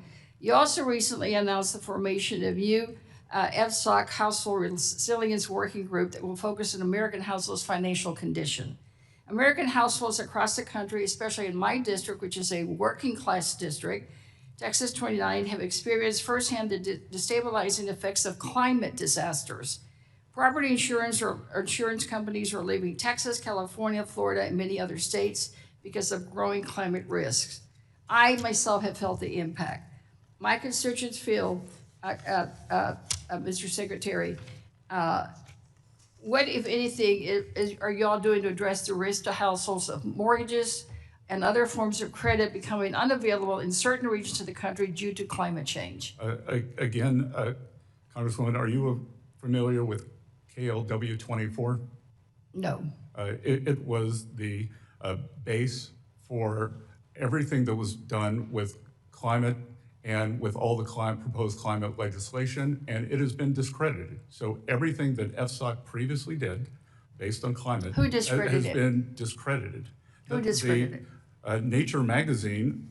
Nature magazine has retracted the economic commitment of climate change more than 18 months after first learning that the paper was fatally flawed, with authors acknowledging that its errors are too substantial for a correction. I'm sorry, I'm not familiar with Nature magazine. We're relying on a Nature magazine to determine public policy? Unfortunately, that's what— Gentlewoman's time has expired. I invite the Secretary to respond more. Mr. Chairman, I'd like a response in writing. Thank you. Yes, Gentlewoman, we'll have those answers to you in writing. The gentleman from Wisconsin, Mr. Fitzgerald, you're recognized for 5 minutes. Mr. Secretary, thanks for being here today. Appreciate all the work that you've done, and certainly look forward to working with you in the future. I did have just a couple questions, though. In many ways, the CSEs are far less risky than they were before the financial crisis. And one of the reasons has been that the CSEs, that credit risk transfer, the CRT piece, those programs. However, some industry experts are concerned that the CRT program have been significantly diminished and focus on capital arbitrage instead of the real risk reduction.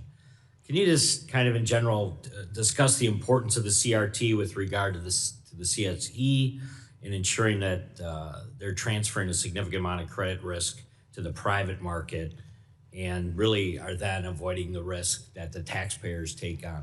Good. So the CRT, or the credit risk transfer, is very important at FSOC and the attendant agencies, the members. We closely monitor to make sure that there is no daisy chain effect, that the quality of the risk transfer is at least as high as the entity from which it was bought. What we saw in the GFC was a complexity can create a daisy chain. So what we want is transparency. But I think CRTs are very important, but they cannot be opaque. Very good. You called for, you originally called for kind of a fundamental reset of financial regulation, and then you emphasized kind of Treasury's active role in promoting just more efficient, effective, and appropriately tailored regulation.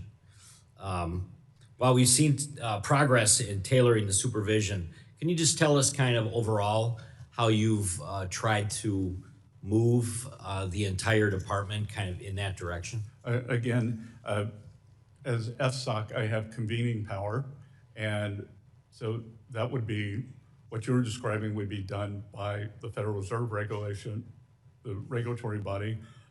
Vice Chair Mickey Bowman has done an excellent job, the controller of the currency and the FDIC. We have tried to get them aligned in what they are doing and for tailoring, and to understand that the reason 50% of small and community banks have disappeared over the past 15 years has been because of a one-size-fits-all regulatory strategy, which clearly it does not. Very good. Keep up the good work, and thank you for being here today, and I yield back, Chairman. Thank you. Gentleman from Wisconsin yields back. Chair now recognizes the gentlewoman from Georgia. Ms. Williams, you're recognized for 5 minutes. Thank you, Chairman Hill and Ranking Member Waters, for having this conversation today, and thank you, Mr. Secretary, for joining us. Mr. Secretary, you noted in your introductory letter to the 2025 FSOC report that the Council has formed a new household resilience working group that will focus on American households' financial condition. Well, Mr. Secretary, as the Congresswoman for Atlanta, I'm here to make sure that that includes all families. As you noted, financially resilient households can better withstand shocks, maintain essential consumption, and avoid costly debt cycles. Discrimination in lending or an investment impacts growth opportunities for Black-owned small businesses, which means discrimination is, in fact, a threat to American financial stability. Atlanta has the largest racial wealth gap in the country. Supporting entrepreneurship and access to capital within the Black community can help close that gap, Mr. Secretary, but I need your help. Small businesses like those in the Fighting Fifth are critical to building and maintaining household wealth. Per Brookings, from 2017 to 2022, the number of Black-owned businesses surged, representing over half of all new employer businesses. In 2022, Black-owned firms with at least one employee added $212 billion with a B in revenue to the economy and paid over $61 billion in salaries. More broadly, over the last 10 years, minority business entities comprised approximately 50% of new businesses started in the United States and created 4.7 million jobs. According to the U.S. Census, there are over 9.2 million minority-owned companies in the U.S., employing 8.7 million workers and generating more than $1.8 trillion in annual revenue. However, Mr. Secretary, there are significant barriers blocking sustainability and growth of Black entrepreneurship. That's why I launched a Small Business Advisory Council in my district to hear directly from small business owners in my district. Because access to capital, as we heard in all of the conversations, continues to be one of the biggest challenges that these small business owners face. The first major hurdle for Black entrepreneurs in starting their business is the lack of startup funds, equity, and collateral, a result of the racial wealth gap. During the Biden administration, the Minority Business Development Agency delivered $7.1 million in funding to Georgians through its business centers and capital readiness programs. But President Trump signed an executive order continuing the reduction of the federal bureaucracy, directing the destruction of the Minority Business Development Agency.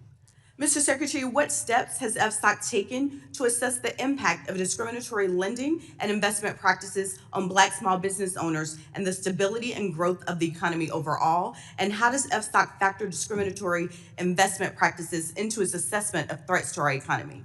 We do not view that as a financial stability concern, but I do view it as a concern.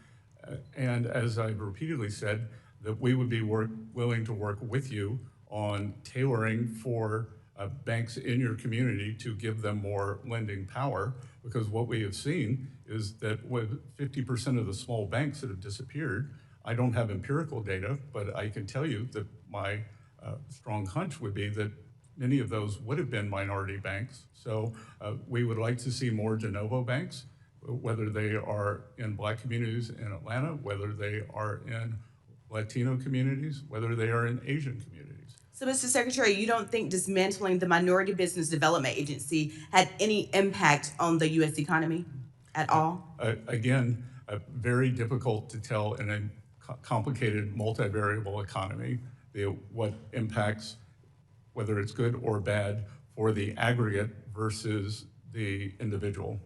Mr. Secretary, I'm here to be the voice of the people that sent me here, and I welcome you to join me in Atlanta, and I would love to introduce you to some of these small business owners that have been greatly impacted by this dismantling. Also, in the 2025 FSOC report, placed a premium on deregulation and demonstrates the administration's optimism about the use of AI to make financial institutions more efficient. As you noted, AI used properly could provide numerous benefits to financial institutions by enabling them to provide innovative services cheaper, faster, to a broader set of customers and under very economic conditions. For example, currently, some lending institutions are using AI to evaluate a customer's credit worthiness through alternative data, such as cash flow history.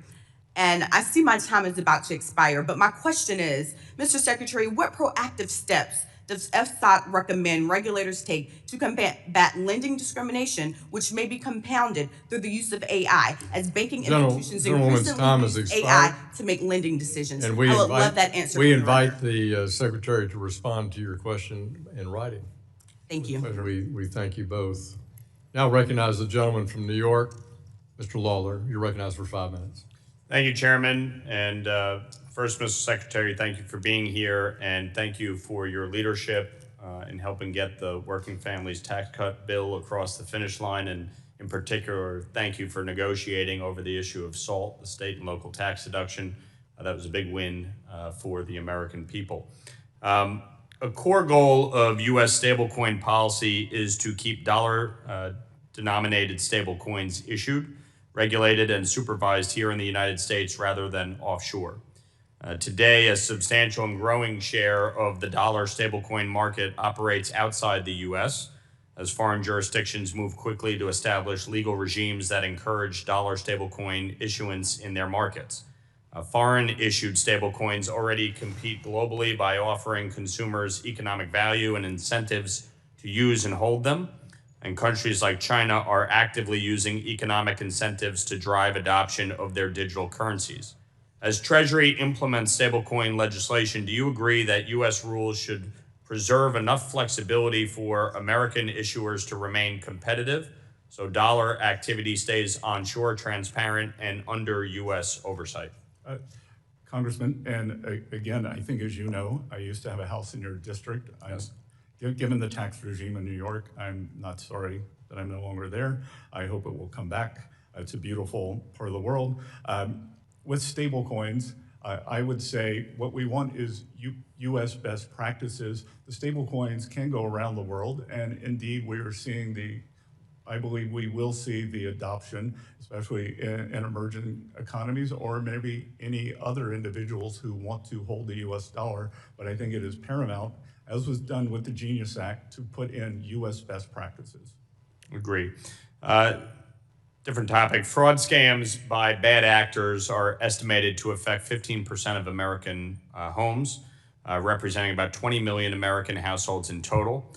And given that losses to these scams often amount to $575, consumers face meaningful financial harm even from a single incident. At the same time, 37% of all U.S. households cannot cover an emergency expense of over $400 with cash or savings. And a fraud loss can be devastating to the average American. These losses can lead to missed debt payments and damage to credit scores, which in some cases prevent home ownership.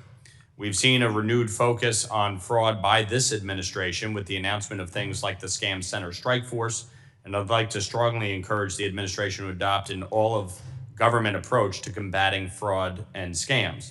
Secretary Bessent, what role do you think Treasury should play in fighting scams and fraud? And does the FSOC committee have any initiatives planned for the coming year?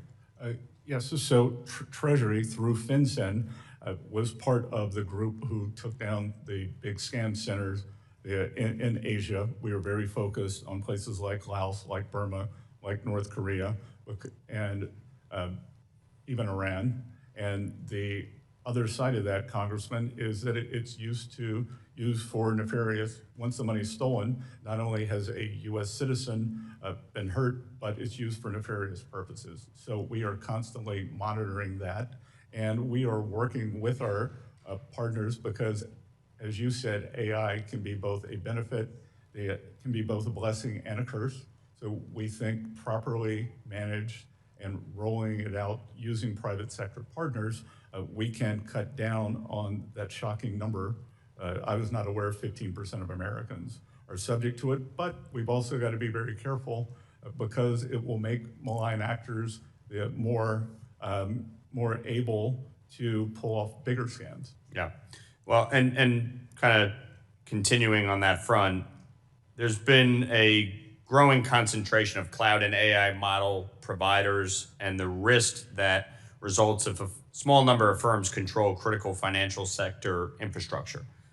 How is FSOC assessing the financial stability implications of this concentration, particularly in scenarios of an outage, cyber incident, or foreign-based remote access vulnerability? And I had introduced legislation that we passed recently through committee. The Remote Access Security Act ended up passing the House with strong bipartisan support.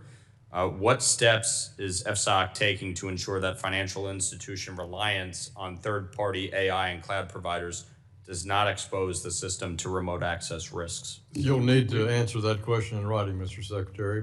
The gentleman's time has expired.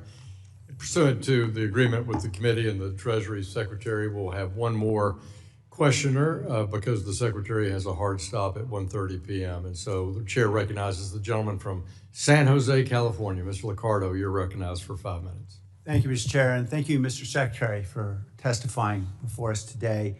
I know in addition to your many responsibilities, FinCEN comes under your duties as well in managing, and FinCEN has been very outspoken in this administration and other administrations in expressing concerns about alternative remittance systems, also known as, I think, informal value transfer systems. Is that fair? Yes, sir. And there are many concerns, I know, with these alternative systems, including lack of documentation, anonymity, their informality make them very attractive to money laundering. Is that true? Yes, sir.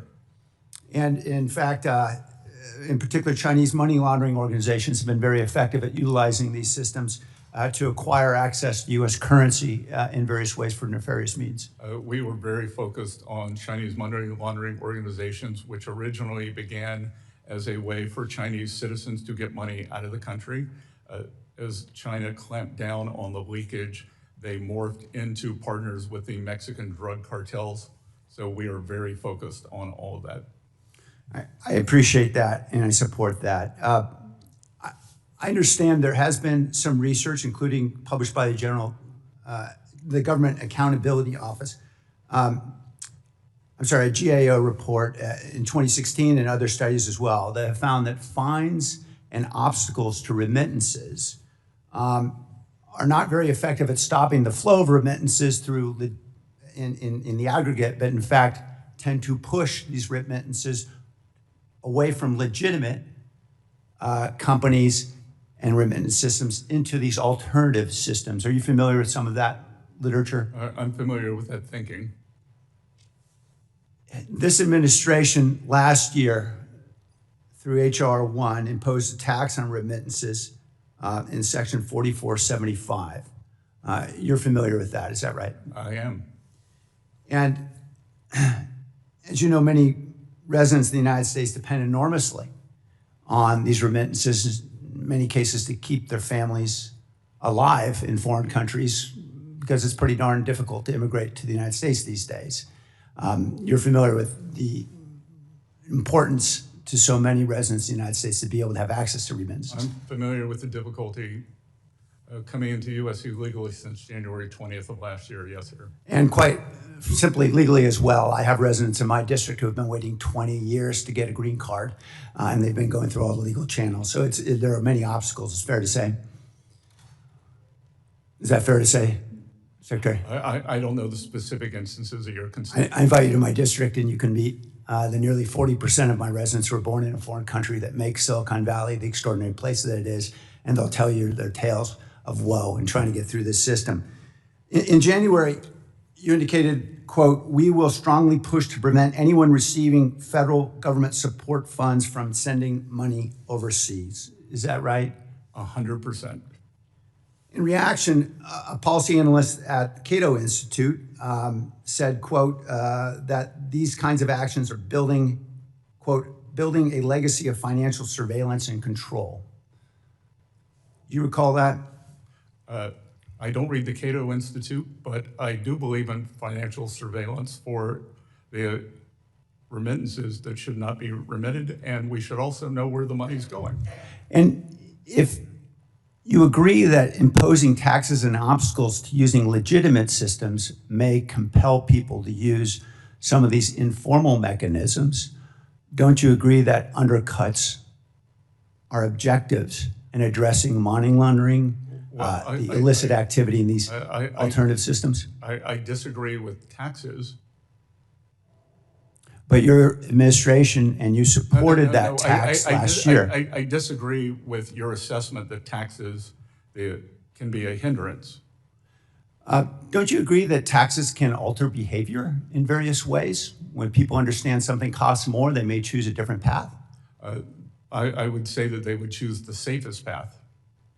Well, they may choose a less safe path if it just costs more to use the safe path. Don't you agree? I believe that anyone who has legitimate income, is in the U.S. legally, and is sending money home through gains where they have paid taxes, they would choose the safest path. Mr. Secretary, unfortunately, the data doesn't show what you suggest. It shows the opposite, and we're encouraging money laundering through these kinds of actions. These obstacles and these taxes are not helping American consumers. Gentleman's time has expired. Appreciate the gentleman from California. I want to thank Treasury Secretary Bessent today for his testimony. Without objection, all members will have 5 legislative days to submit additional written questions for the witness to the chair. Questions will be forwarded to the witness for his response. Mr. Secretary, please respond no later than March 11th to our questions. This hearing is adjourned.